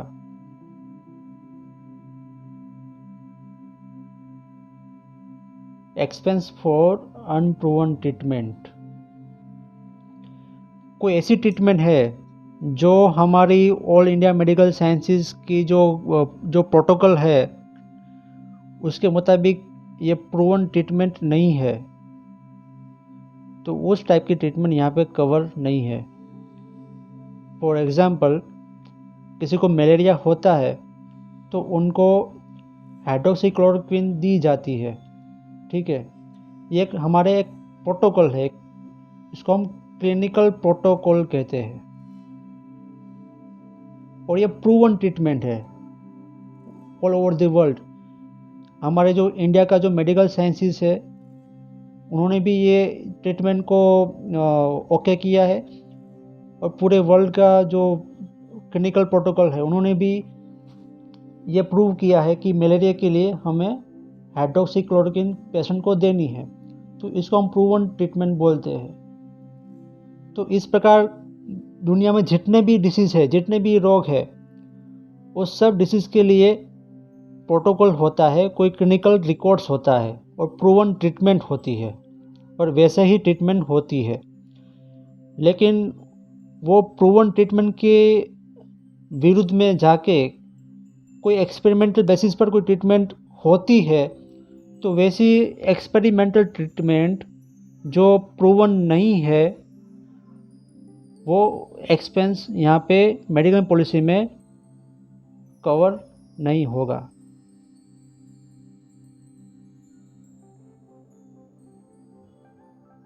जैसे कि हम कोरोना की बात करें तो जब कोरोना हुआ था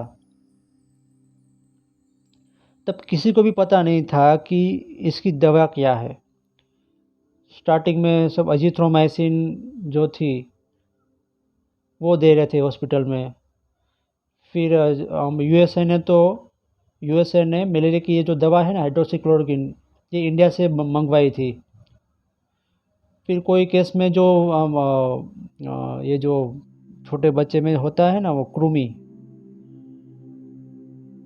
उसकी दवा का भी उसका भी टेस्ट हुआ था। तो कोरोना में काफ़ी चीज़ों का यहाँ पे टेस्टिंग हुआ था, क्योंकि किसी को पता ही नहीं था कि कोरोना की ट्रीटमेंट क्या है। सब लोग यहाँ पे एक्सपेरिमेंट कर रहे थे। तो अगर वैसे देखा जाए as per policy terms and condition, यहाँ पे अनप्रूवन ट्रीटमेंट कवर नहीं है। लेकिन कोरोना सिर्फ एक ऐसा ही एक्सेप्शन था कि जहाँ पे किसी को भी पता नहीं था कि इसकी प्रूवन क्लिनिकल ट्रीटमेंट क्या है। तो इसकी वजह से कोरोना के जो भी एक्सपेंस हुआ था वो सारे एक्सपेंस हॉस्पिटल के इंश्योरेंस कंपनी पे कर रही थी। तो उसके अलावा कोई ऐसी डिसीज़ है जिसका प्रूवन ट्रीटमेंट अवेलेबल है तो वही ट्रीटमेंट होना चाहिए, अनप्रूवन ट्रीटमेंट नहीं होना चाहिए। फिर है expense of sterility and infertility. Sterility मतलब कि बच्चा ना होने का जो ऑपरेशन करवाते हैं उसको हम स्टेरिलिटी का ऑपरेशन कहते हैं। तो देखिए, अगर मैं फीमेल की बात करूं तो उनकी जो फैलोपियन ट्यूब है उनको ऐसे बेंड करके या ऐसा कट करके या ऐसा कट करने के बाद टाइप करने के बाद ये जो प्रकार का ऑपरेशन होता है फैलोपियन ट्यूब का, तो ये ऑपरेशन यहाँ पे कवर नहीं है। फिर रिमूवल ऑफ यूटेरस यानी कि गर्भाशय को निकाल देने का जो ऑपरेशन है ताकि बच्चे ना हो, ये भी कवर नहीं है। वासेक्टोमी यानी कि कोई पुरुष नसबंदी, इन शॉर्ट बच्चा न होने का जो ऑपरेशन का एक्सपेंस है वो यहाँ पे इस कोई भी मेडिकल पॉलिसी में कवर नहीं है। दूसरा इनफर्टिलिटी, बच्चा ना हो रहा हो और उसका जो ऑपरेशन करवाते हैं जैसे IVF हो गया, IUI हो गया, GIFT, ऐसे सब प्रोसीजर है। तो ये जो एक्सपेंस है इसका प्रोसीजर का वो ये मेडिक्लेम पॉलिसी में कवर नहीं होता। इनफैक्ट कोई भी मेडिक्लेम पॉलिसी में कवर नहीं होता। कोई बहुत ही प्रीमियम मेडिक्लेम प्रोडक्ट है, जैसे मैं न्यू इंडिया एश्योरेंस की बात करूँ तो युवा भारत हेल्थ इंश्योरेंस पॉलिसी जो है उनमें अगर प्लेटिनम प्लान कस्टमर लेता है तो उनको ये सब ट्रीटमेंट मिलती है। तो प्रोडक्ट टू प्रोडक्ट अलग अलग टर्म्स एंड कंडीशन हो सकती है, तो you are requested to go through the policy clauses to find out whether it is covered और नॉट। तो यहाँ पे मैं न्यू इंडिया एश्योरेंस की फ्लोटर पॉलिसी की भी यहाँ पे बात करूँ तो ये पॉलिसी के अंदर ये एक्सपेंसेस कवर नहीं है, चाहे बच्चे ना होने का ऑपरेशन हो या बच्चे होने का ऑपरेशन हो, ये कोई भी ट्रीटमेंट यहाँ पे कवर नहीं होती। फिर एक्सपेंसेस ऑफ मैटरनिटी, प्रेगनेंसी का जो भी एक्सपेंस होता है वो यहाँ पे कवर नहीं होता मेडिक्लेम पॉलिसी के अंदर। Expenses towards miscarriage and lawful medical termination of pregnancy during the policy period, अगर मिसकैरेज होता है या तो लॉफुल मेडिकल टर्मिनेशन होता है, जो कोर्ट है वो ऑर्डर देती है प्रेगनेंसी को टर्मिनेट करने का, उस केस में ये एक्सपेंस मिलेगा। बाकी के नॉर्मल केस में मैटरनिटी का एक्सपेंस नहीं मिलता। फिर मैटरनिटी के एक्सपेंस की मैं बात करूँ तो यहाँ पे एक्टोपिक प्रेगनेंसी का एक्सपेंस कवर है। अब एक्टोपिक प्रेगनेंसी किसको बोलते हैं कि यहाँ पे जो अंडा जो निकलता है, ठीक है, तो जो फर्टिलिटी जो है ना, फलित जो होता है ना अंडा, वो यहाँ पे फैलोपियन ट्यूब में होता है। यहाँ मतलब ये जो गर्भ है वो गर्भ फैलोपियन ट्यूब में ही यहाँ पे डेवलप होने लगता है, तो उसको हम बोलते हैं एक्टोपिक प्रेगनेंसी।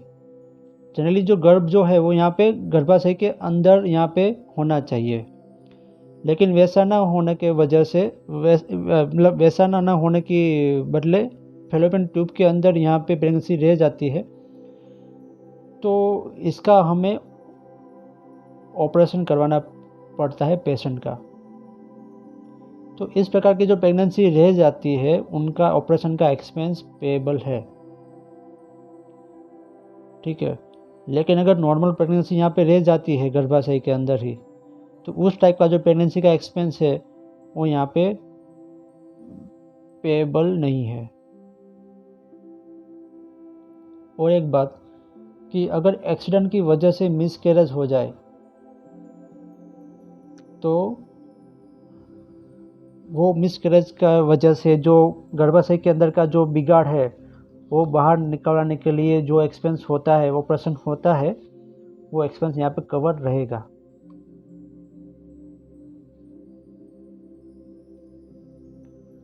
फिर एक्सपेंस फॉर एक्यूप्रेशर, किसी शरीर के किसी पार्ट को प्रेस करने की वजह से कुछ खास बेनिफिट हो रहा होता हो, इस प्रकार की जो ट्रीटमेंट है उसको एक्यूप्रेशर बोलते हैं। इस प्रकार का एक्सपेंस मेडिक्लेम पॉलिसी में कवर नहीं है। यह एक्यूपंक्चर, मतलब छोटी छोटी सुई की मदद से शरीर के अंदर छोटे छोटे छेद जो किया जाता है, वो एक एक्यूपंक्चर वाला जो ट्रीटमेंट है वो यहाँ पे कवर नहीं होता।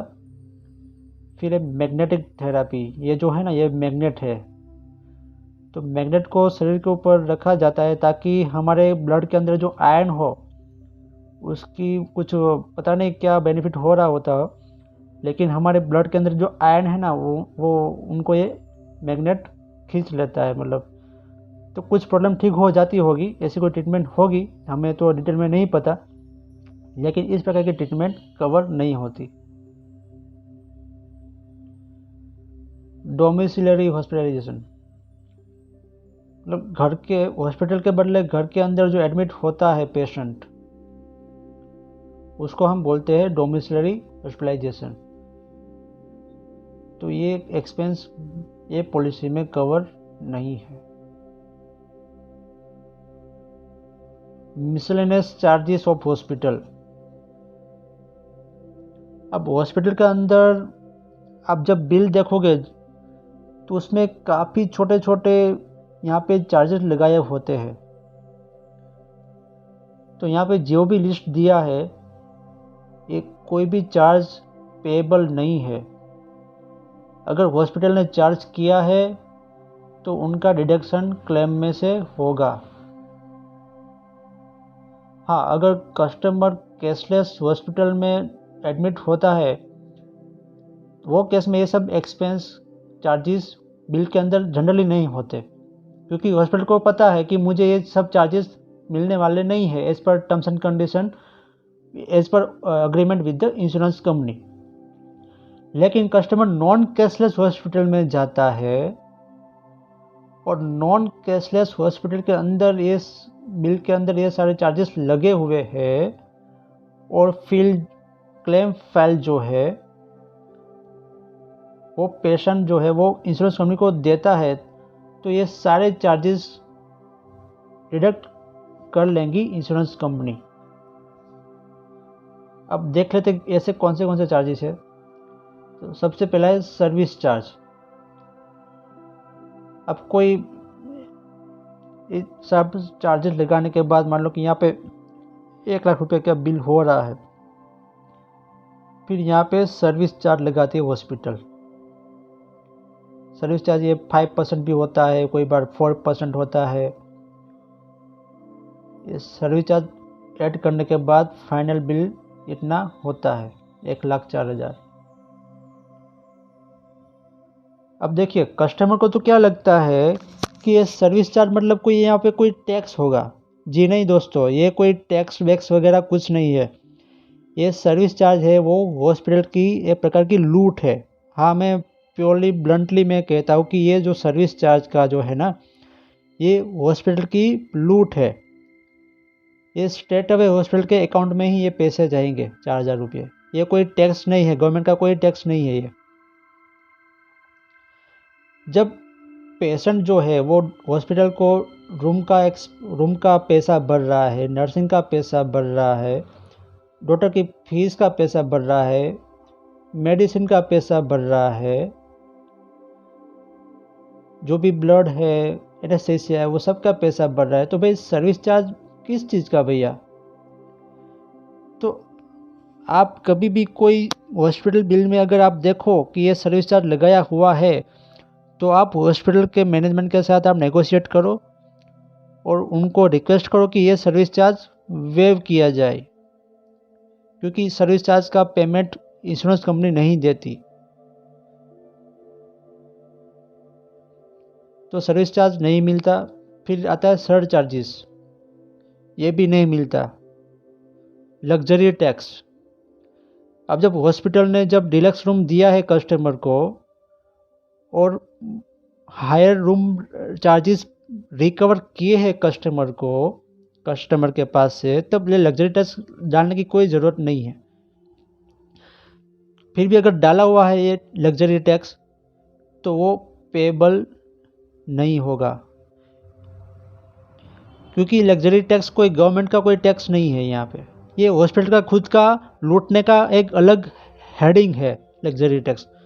बाकी ये टैक्सेस कोई पेबल नहीं होगा। फिर आता है डॉक्यूमेंटेशन चार्जेस, ऐसा कोई चार्जेस पेबल नहीं है। एडमिनिस्ट्रेटिव एक्सपेंस, अब हॉस्पिटल का जो स्टाफ है उनका काम करने का जो पगार है वो हम पेशेंट थोड़ी ना देगा, वो तो हॉस्पिटल को ही बेयर करना है। हॉस्पिटल तो हम पेशेंट के पास से रूम चार्जेस, डॉक्टर चार्जेस, दवाई का चार्जेस, रिपोर्ट का चार्जेस वो सब ले ही रहा है। अब इसमें एडमिनिस्ट्रेटिव चार्जेस पे करने की जिम्मेदारी पेशेंट की नहीं है, वो तो हॉस्पिटल को बेयर करना है। अपने हॉस्पिटल का जो एडमिनिस्ट्रेशन है वो तो हॉस्पिटल को देखना है। तो अगर बिल के अंदर एडमिनिस्ट्रेटिव एक्सपेंस का चार्ज अगर लिखा हुआ है, तो वो पैसा इंश्योरेंस कंपनी काट लेगी। फिर diabetic charges, daily charges, entrance pass या तो विजिटर पास, ये नहीं मिलता। डिस्चार्ज प्रोसीजर चार्जेस, इसका भी पेमेंट नहीं मिलता। पेशेंट आइडेंटिफिकेशन बैंड या नेम टैग, कोई पेशेंट एडमिट होता है तो उनकी कोई नेम प्लेट या नेम टैग ऐसा कुछ बनाते होंगे हॉस्पिटल, तो ऐसा आइडेंटिफिकेशन का जो खर्चा है वो भी नहीं मिलता। पल्स ऑक्सीमीटर का चार्जेस नहीं मिलता। मिसलेनियस चार्जेस जो यहाँ पे एक्सप्लेन नहीं किए, जो इंश्योरेंस कंपनी को लगता है कि ये पे करने लायक नहीं है, वैसे मिसलेनियस चार्जेस भी पे नहीं होगा क्लेम के अंदर।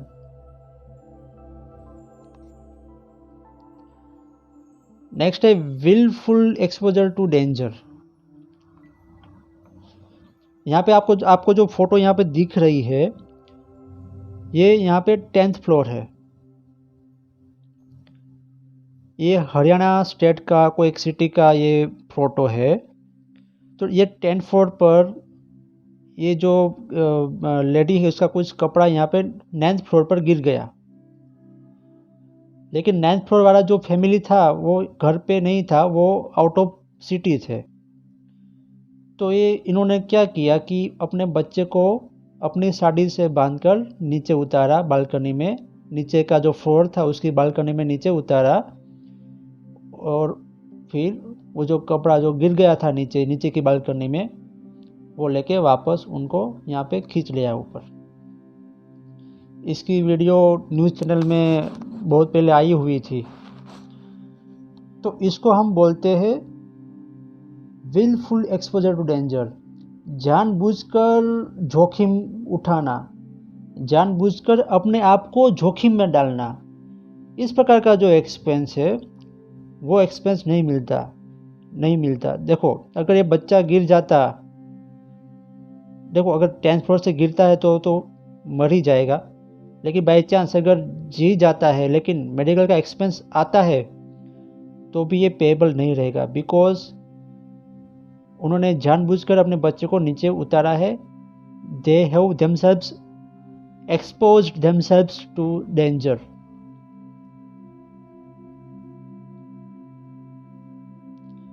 ठीक वैसे ही intentional self inflicted injury and attempted suicide, अपने आप को इजा पहुंचाता है,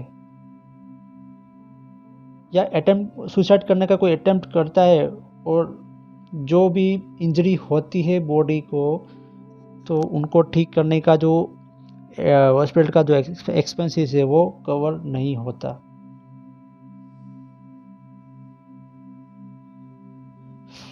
failure to follow medical advice. देखो, डॉक्टर ने एडवाइस दी है कि आपको ये सब दवाइयाँ आपको ये टाइम में लेनी है। मान लो कि डॉक्टर ने बीपी की टेबलेट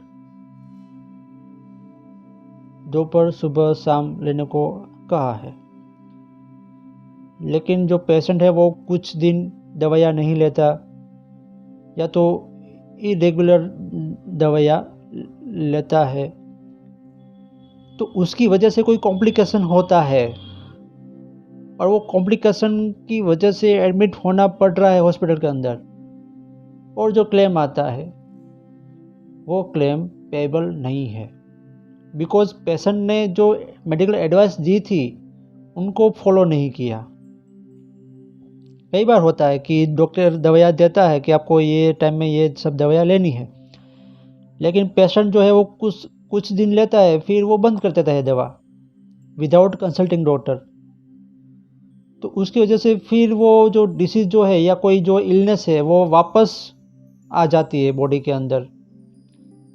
तो जो दवाई का जो कोर्स है वो तो पूरा करना ही होता है, लेकिन जो मेडिकल एडवाइस फॉलो नहीं करने की वजह से जो कॉम्प्लिकेशन खड़े होते हैं और उनका जो खर्चा होता है वो कवर नहीं होता। यहाँ पे कवर होता है लेकिन सिर्फ 10% ऑफ सम इंश्योर्ड तक ही कवर होता है। Sorry, my mistake. Some insured का 10% तक ही एक्सपेंस कवर रहेगा, पूरा का पूरा 100% जो एक्सपेंस होता है वो कवर नहीं होगा अगर मेडिकल एडवाइस फॉलो नहीं किया तो। फिर सर्कमसीजन, इसको हम सुन्नत का ऑपरेशन कहते हैं। ये जनरली मोमेडन लोगों में ये ज़्यादा चीज़ हमें देखी जाती है कि जो पेनिस की जो आगे की जो स्किन है उसको यहाँ से कट किया जाता है, तो उसको हम सर्कमसीजन कहते हैं। तो सर्कमसीजन जो है वो कोई भी मेडिक्लेम पॉलिसी में कवर नहीं होता। हाँ, कवर होता है अगर कोई एक्सीडेंट की वजह से यहाँ पे कोई नुकसान हुआ है पेनिस को, तो as a part of that treatment अगर सर्कमसीजन करवाना पड़ रहा है, उस केस में as per terms and condition of the policy cover होगा, वरना कवर नहीं होगा। फिर है general debility. General debility is a state of general weakness with symptoms such as pain, fatigue. देखिए, आपने सुना होगा कि किसी लोगों को हम बार बार थक जाते हैं, या तो कोई किसी जगह पे पेन रहता है, या तो बैक पेन रहता है, या लेग्स में पेन रहता है। तो इस प्रकार का जो जनरल जो वीकनेस जो रहता है बॉडी में, उसको हम बोलते हैं जनरल डिबिलिटी। अब कोई आदमी देखो यहाँ पे बूढ़ा हो गया है आदमी, तो उनकी चलने की स्टाइल थोड़ी इस प्रकार की ही होगी, ठीक है। उनके पैर्स में प्रॉब्लम होगा, उनके बैक में प्रॉब्लम होगा, तो इसको हम जनरल डिबिलिटी बोलते हैं। तो इसका एक्सपेंस, जो ठीक करने का जो एक्सपेंस है वो कवर नहीं होता।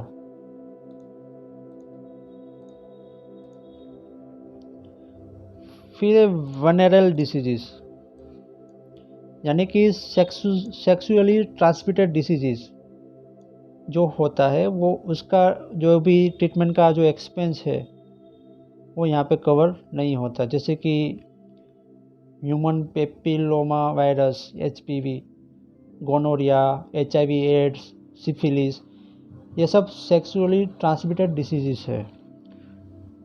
तो ये डिसीजेस की वजह से हॉस्पिटल में हॉस्पिटलाइज होना पड़ रहा है, तो उसका जो एक्सपेंस है वो कवर नहीं होता। फिर डेंटल ट्रीटमेंट। डेंटल ट्रीटमेंट कोई भी मेडिक्लेम पॉलिसी में जनरली कवर नहीं होता। हाँ, लेकिन एक्सीडेंट की वजह से एक्सीडेंट हुआ है और एक्सीडेंट के अंदर दांत भी टूट गए हैं, ऐसा कुछ हुआ है, तो जो सर्जरी करवानी पड़ रही है डेंटल की वो पेएबल होगी। बाकी की आम तौर पर जो सर्जरी होती है डेंटल की, जैसे रूट कैनल हुआ या ऐसा कुछ, उसका एक्सपेंस नहीं मिलता। फिर नेचुरोपैथी ट्रीटमेंट मेडिक्लेम पॉलिसी में कवर नहीं है। सिर्फ और सिर्फ जो एलोपैथिक, होम्योपैथिक, आयुर्वेदिक, यूनानी, इस प्रकार की जो ट्रीटमेंट है वही कवर होती है। नेचुरोपैथी ट्रीटमेंट कवर नहीं होती। फिर nuclear chemical biological attack, city के अंदर कोई अटैक होता है, जैसे कि यूक्रेन और रशिया में अभी युद्ध चल रहा है। अगर कोई सिटी में यहाँ पे बम फटता है और काफ़ी लोगों को इंजरी होती है, तो उनको जो एक्सपेंस होता है मेडिकल का एक्सपेंस होता है हॉस्पिटल का, वो यहाँ पे पेएबल नहीं है।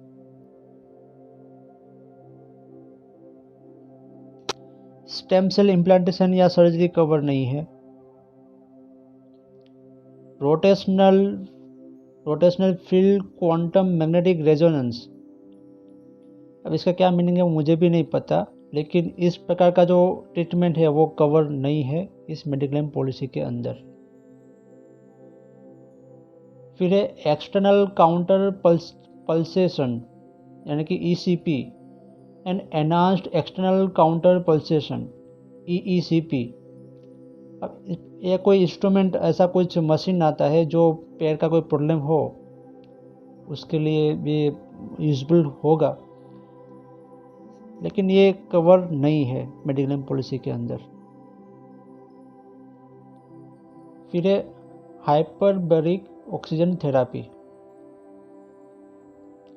अब किसी पेशेंट को ब्रीदिंग में प्रॉब्लम हो रहा है तो उनको एक ऑक्सीजन टैंक के अंदर रखा जाता है, जहाँ पे भरपूर मात्रा में ऑक्सीजन दिया जाता है। तो इस प्रकार की जो हाइपरबैरिक ऑक्सीजन थेरापी है उसका एक्सपेंस पेएबल नहीं है। ट्रीटमेंट आउटसाइड इंडिया के बाहर कोई ट्रीटमेंट कोई करवाता है, ऑपरेशन करवाता है, उसका एक्सपेंस कवर नहीं है, क्योंकि आउट ऑफ इंडिया के लिए ओवरसीज ट्रैवल इज पॉलिसी है। तो इस पॉलिसी के अंदर आउटसाइड इंडिया के जो भी एक्सपेंस होते हैं मेडिकल के, वो कवर होते रहते हैं, लेकिन बाकी के आमतौर पर ये पॉलिसी के अंदर, न्यू इंडिया फ्लोटर के अंदर, आउटसाइड इंडिया की जो भी एक्सपेंस है मेडिकल, वो कवर नहीं है।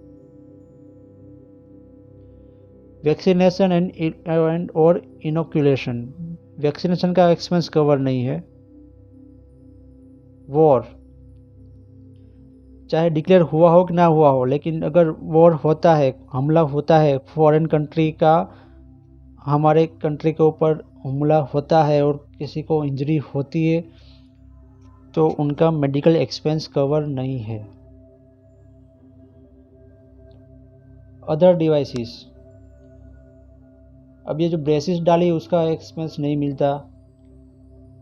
प्रोस्थेटिक डिवाइसेस, यानी कि नकली हाथ या नकली पैर का जो एक्सपेंस है वो नहीं मिलता। ऑपरेशन का एक्सपेंस मिलेगा अगर एक्सीडेंट से हुआ है तो, लेकिन सिर्फ एक्सीडेंट का, ऑपरेशन का एक्सपेंस मिलेगा।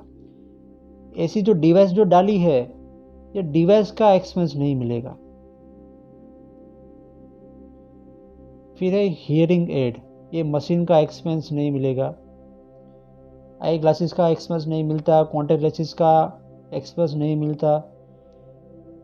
फिर ऐसी ड्यूरेबल मेडिकल इक्विपमेंट्स जैसे है,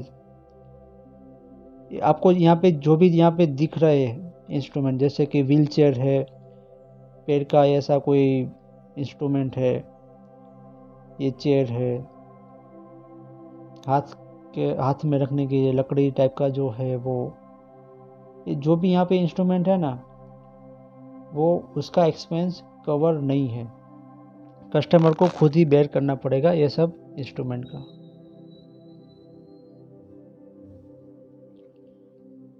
फिर यह है कंटिन्यूअस पॉजिटिव एयरवे प्रेशर, इसका एक्सपेंस नहीं मिलता। यह कंटिन्यूअस पेरिटोनियल एम्बुलेटरी डायलिसिस करने के लिए ये मशीन खरीदनी पड़ती है, जो भी इंस्ट्रूमेंट खरीदना पड़ता है उसका एक्सपेंस नहीं मिलता। ऑक्सीजन कॉन्सेंट्रेटर का एक्सपेंस नहीं मिलता।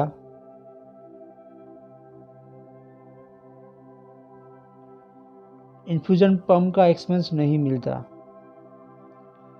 फिर बिल के अंदर ऐसी कोई क्रीम या लोशन या सोप जो भी है उसका एक्सपेंस नहीं मिलता। अगर प्रिस्क्राइब किया है डॉक्टर ने तो मिलेगा, बाकी के केस में ये जो भी क्रीम या ट्यूब जो भी है उसका एक्सपेंस नहीं मिलेगा। फिर है ईसीजी इलेक्ट्रोड्स, ये जो भी यहाँ पे लगे हुए इलेक्ट्रोड्स उसका एक्सपेंस नहीं मिलेगा। इलेस्टोक्रीपी बैंडेजेस, यानी कि ऐसा जो पट्टा जो आता है पैर के ऊपर बांधने का गरम, वो नहीं मिलता। इंसुलिन पंप का एक्सपेंस नहीं मिलता।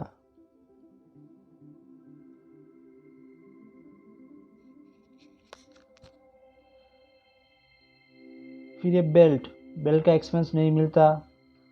ये आर्म स्लिंग है, नहीं मिलता इसका एक्सपेंस। आईलेट कॉलर है, ये भी नहीं मिलता। स्प्रिंट का एक्सपेंस नहीं मिलता। नी ब्रेसिस नहीं मिलता।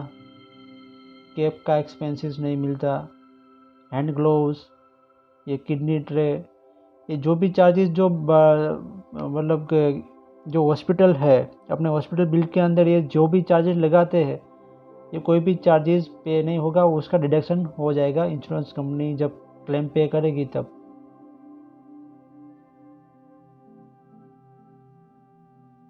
फिर ग्लूकोमीटर का एक्सपेंस नहीं मिलेगा। थर्मोमीटर खरीदने का एक्सपेंस नहीं मिलेगा। स्पीरोमीटर, यानी कि कितना वॉल्यूम एयर इसके अंदर फेंकी जाती है मशीन के अंदर, वो मेजरमेंट करने का ये इंस्ट्रूमेंट है स्पीरोमीटर, उसका एक्सपेंस नहीं मिलता। नेबुलाइजर किट खरीदने का एक्सपेंस नहीं मिलता। स्टीम इनहेलर का मशीन का एक्सपेंस नहीं मिलता। मास्क का या सैनिटाइजर का एक्सपेंस नहीं मिलता। यूरोमीटर या यूरिन बैग का एक्सपेंस नहीं मिलता, क्लेम में से डिडक्ट किया जाएगा इसका एक्सपेंस। फिर वैसोफिक्स सेफ्टी, ऐसी जो सुई आती है हाथ के अंदर डालने की, वो नहीं मिलता।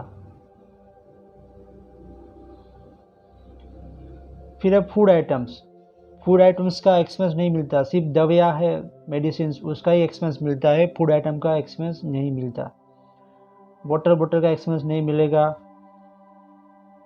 फिर जो पेशेंट है उनको ऑपरेशन में ले जाते वक्त जो गाउन पहनाते हैं या कोई लेगिंग्स पहनाते हैं तो उसका एक्सपेंस नहीं मिलता। फिर ये पिलो है, बेडशीट है, उसका भी चार्जेस नहीं मिलता, एक्सपेंस नहीं मिलता। लॉन्ड्री चार्जेस का एक्सपेंस पेएबल नहीं है। फिर beauty services, for example shaving, nail cutting, hair cutting, तो ऐसी कोई सर्विस हॉस्पिटल द्वारा दी जाती है और हॉस्पिटल ने वो अपने बिल के अंदर उनका चार्जेस ऐड किए हैं, तो ये सब शेविंग के चार्जेस, नेल कटिंग के सब जो भी ब्यूटी सर्विस चार्जेस है वो पेएबल नहीं रहेगा। टेलीफोन चार्जेस पेएबल नहीं है।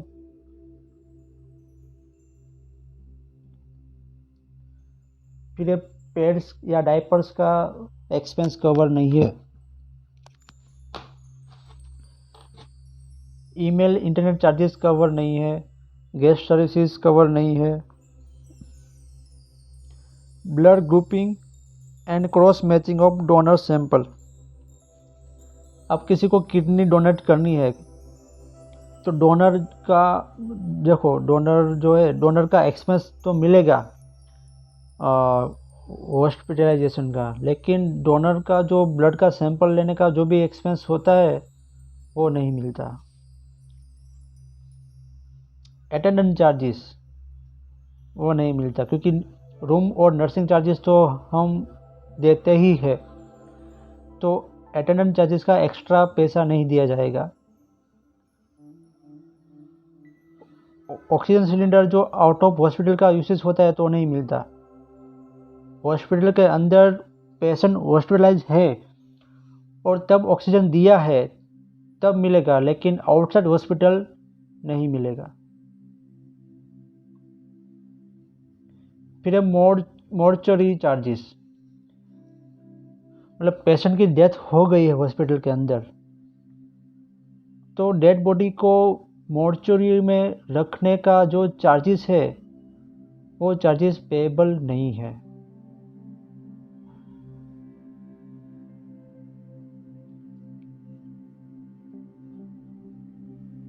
फिर और भी काफ़ी चार्जेस है कि जो पॉलिसी के अंदर पेएबल नहीं है, जैसे बर्थ सर्टिफिकेट, फिर कोई सर्टिफिकेट का charges, courier charges, conveyance charges, medical certificate, medical records, photocopy यानी कि जेरोक्स की charges, mortuary charges, walking aid charges, nimbus bed, कोई एक्स्ट्रा मतलब अच्छा तरीका सा कोई बेड हो या वाटर बेड या एयर बेड, ऐसा कोई चार्जेस नहीं मिलता। Private nurses charges, special nursing charges, patient जो है वो प्राइवेट नर्स रखवाता है तो उनका जो एक्स्ट्रा चार्जेस होता है वो पेएबल नहीं है। शुगर फ्री टैबलेट का पेएबल नहीं है। अब लिस्ट 2 में देखें तो ऐसी आइटम है जो रूम चार्जेस के अंदर इंक्लूड हो गई है, इसलिए इसका पेमेंट नहीं मिलेगा। जैसे बेबी चार्जेस, पेशेंट एडमिट हुआ है, उनके कोई छोटी सी बेबी है तो उनको रखने का, रूम के अंदर कोई क्रेडल रखने का जो चार्जेस होता है वो नहीं मिलता।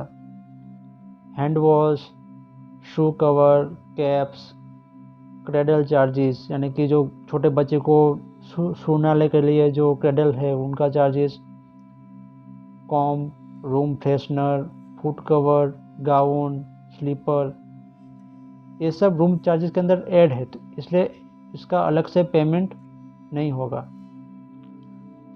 फिर tissue paper, toothpaste, toothbrush, bed pan, face mask, flexi mask, hand holder, sputum cup, disinfectant lotion, housekeeping charges, air conditioner charges, ये सारे जो है ना वो रूम चार्जेस के अंदर इंक्लूड ही है। अगर हॉस्पिटल ने अलग से चार्ज किया है तो इसका पेमेंट नहीं मिलेगा।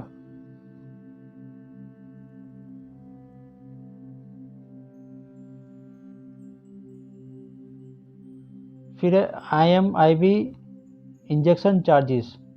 अब जो नर्सिंग चार्जेस है ना उसके अंदर ये ऑलरेडी ये ऐड हो गया है, इंजेक्शन देने का चार्जेस। अब अलग से चार्ज करती है हॉस्पिटल तो ये पेएबल नहीं रहेगा। फिर एक क्लीन शीट यानी कि जो बेड शीट आती है वो नहीं मिलता, उसका एक्सपेंस, ब्लैंकेट का एक्सपेंस नहीं मिलता, एडमिशन किट का एक्सपेंस नहीं मिलता, diabetic chart, tissue paper, toothpaste, toothbrush, bed pan, ये सब आ गया, ये कोई एक्सपेंस यहाँ पे नहीं मिलता।